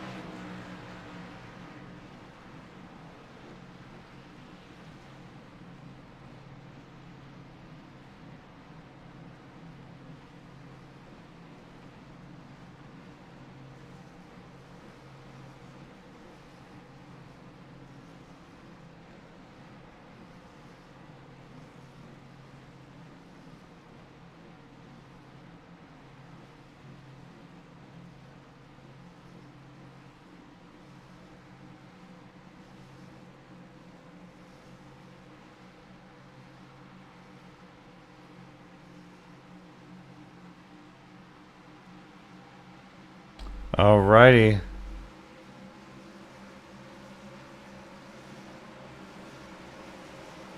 Green, green, green. Green flag is out. The 99 and the 14 on the front row with Josh Benoit, Chris Justice, Tim Henderson right there in the 7, also in the mix. But here comes Kyle Heath on the inside of the 32 of Jeremy Bailey.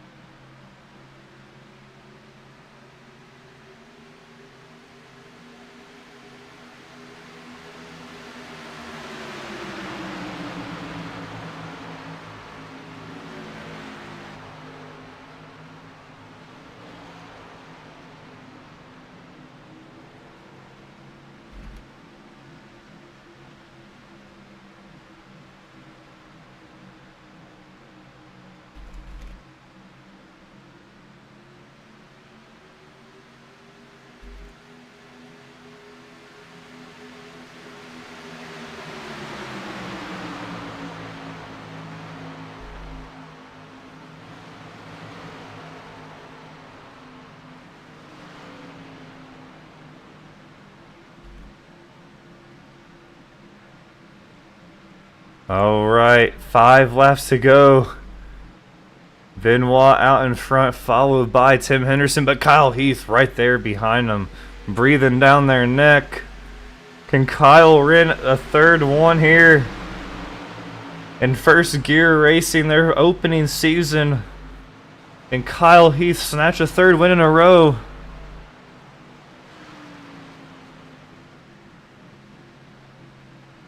Oh yeah, it's going to be a wild finish. There's smoke on the backstretch. Is that from the 55? The 55 is way off pace. They're coming around to the 33. The 33 not going to have the best finish that he was wanting.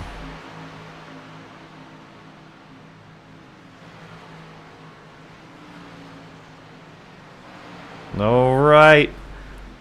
2 laps to go, coming around this time.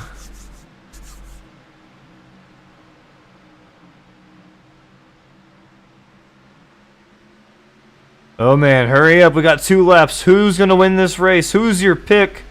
Go ahead, drop it down in the comments. Who is going to win? Who is going to make that last second move, that last lap move, that final turn move? The 7 getting right on the bumper of the 99. The 82 looking on the inside of the 13. But there's no room. It seals up pretty quick. 99 a little bit up the track. 2 laps to go. Final lap. Oh, the 7 is going to get spun by the 13. Oh, they're wrecking. But they've already taken the white flag. Who's it going to be? Can Derek Pemberton get a run? He's to the bumper of the 99. Can he find anything? He's searching. He's not going to be able to find it. The 99's going to walk away with the win.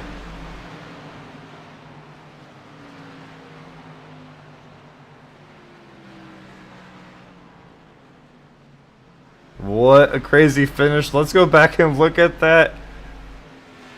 Oh my goodness, that was awesome. Let's go back to this white flag right here. The 13's going to make the move on the outside. The 7 going to come up. They're going to touch a little bit, and then it's just from there.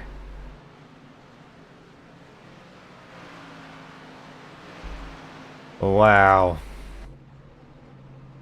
What a crazy finish. An awesome one. Dude, what an awesome race. Like, wow. Let's see the final results here. As the 99 burns it down. Hold on, I gotta take a picture of this. Sorry guys, we'll be right back after these messages. Just kidding. We gotta get a picture of that. Alright, let's get a little bit to an angle.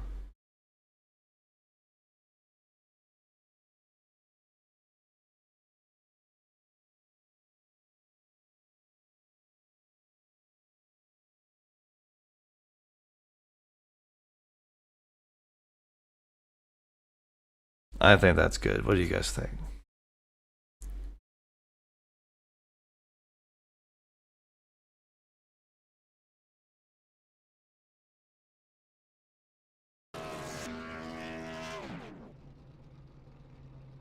What a crazy, crazy finish.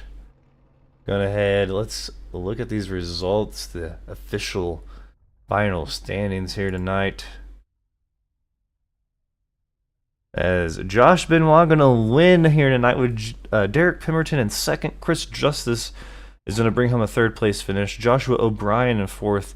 Sean Cross going to finish in fifth. Not missing the start of this race.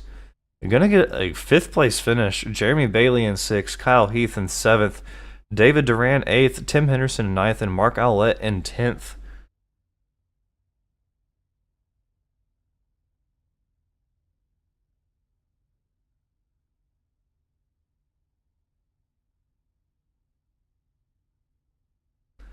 And the rest, you can see Adam Chapman, Trevor Benz, Daniel Butler, Jason Henney in 14th, Edwin James 15th, Drew Benson, Pate Albin, Jamie Prevost. Further on down the list, the rest of the guys, all of them, multiple laps down, as you can see on the right side. All right, guys. Well, that was definitely a fun one. I'm not gonna have time. Hold on one second.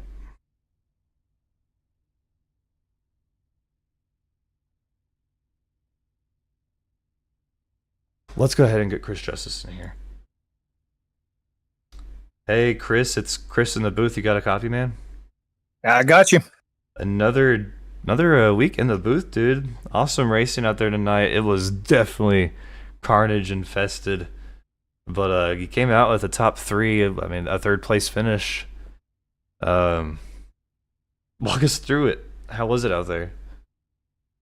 It was chaos. You said the perfect word. Really no give and take. All race, people pushing in the corners.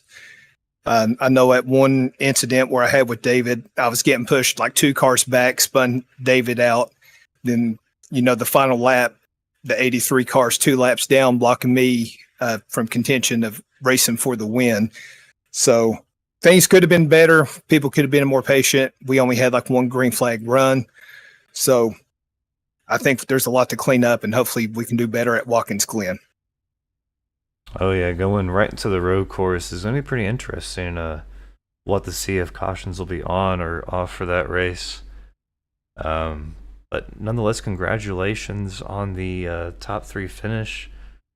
We're gonna have to kind of make it a little bit short and sweet on time constraints here, but so gonna leave the floor open to you to thank any sponsors or anyone tuning in at home watching this race here tonight. I got to thank my sponsors, Coronado Coal and ACUWebServices.com, my teammates Jeremy Bailey, David Duran, who was back with us tonight. Also want to thank First Gear Racing for putting on this, and thank you for doing the broadcast and doing such an amazing job for us. All right, man. Well, congratulations. Watkins Glen coming up next week. Are you good at that track? Is it okay? What's the verdict there? I'm not the best, so it's going to be a wild race. So hang on to your seats. All right, man. We'll look forward to seeing you a 3rd week in a row. I appreciate it. See you guys next week. All righty. Congratulations. Thank you.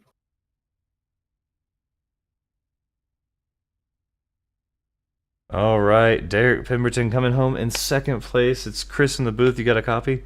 Yes, sir. All right. First and foremost, am I saying the last name correct? Yes, sir. It is Okay. Pemberton. All righty, man. Well, congratulations, bringing it home in 2nd. Very, very carnage-filled race, as I just got done telling Chris. But very eventful, very fun to definitely broadcast. But as a driver on the track, how was it?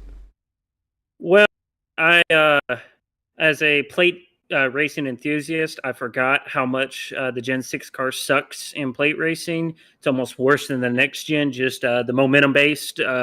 But no, I mean, it was a lot of fun. A lot of hairy situations, a lot of 3 wide, a lot of guys, just making it tight really early. But I mean, overall, it was I had a lot of fun. Had a lot of fun being back in these cars. I had a lot of success in these cars. In the last couple of years that they were the main NASCAR. The main NASCAR Cup Series car. So it felt good to be back in it, and with a very good sized field. I think for the most part, we had a pretty good race. Right, and you mentioned the style of car that we're using here, the Gen 6, and don't know if it mattered, but the Gen 6 never actually got to even see this track.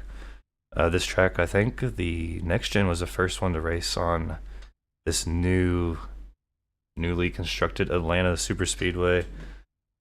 So yeah, it was, and to be honest, I'm kind of glad that it didn't, because like I said, just the package alone here just wouldn't have made it very, very fun. Because I noticed trying to gain notes for the last couple of laps, I noticed that really there's a lot of times that your race can be in the hands of somebody else just based off what they do. So kind of glad that these cars never did make it to this configuration.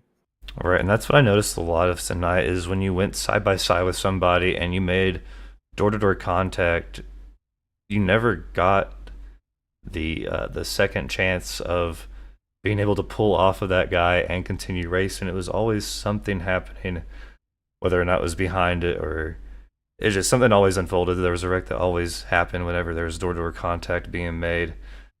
So it definitely seems like, yeah, it's just like you said, the setup for this track is probably not the greatest.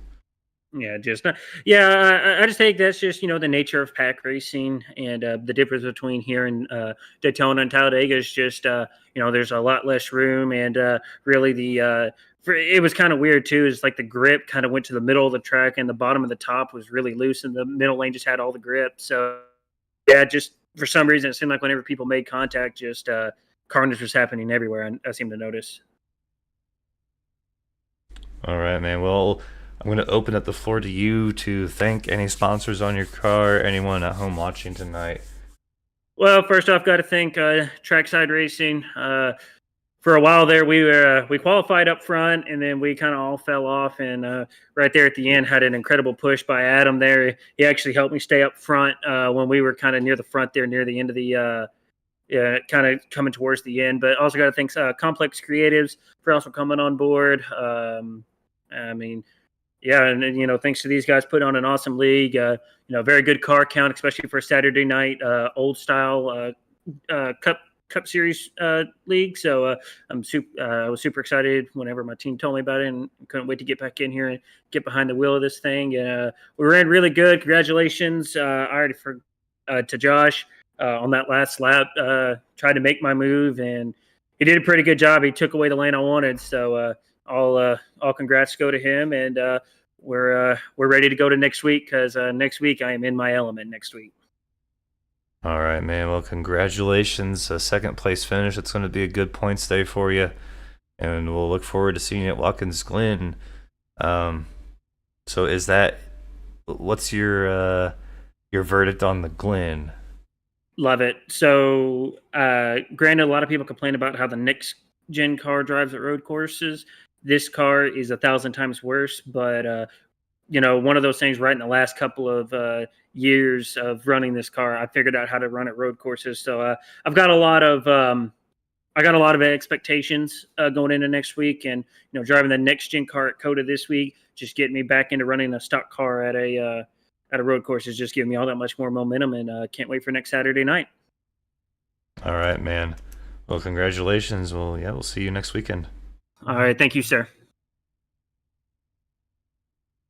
All right. Well, that about wraps it up here tonight. We'll look forward to seeing you at the Glen next Saturday night right here on BMRL Network. Make sure you hit that subscribe button, click on that notification bell so you can be notified when we go live next Saturday at 7:45 p.m. Central Time or 8:45 p.m. Eastern Time as we take on the Glen.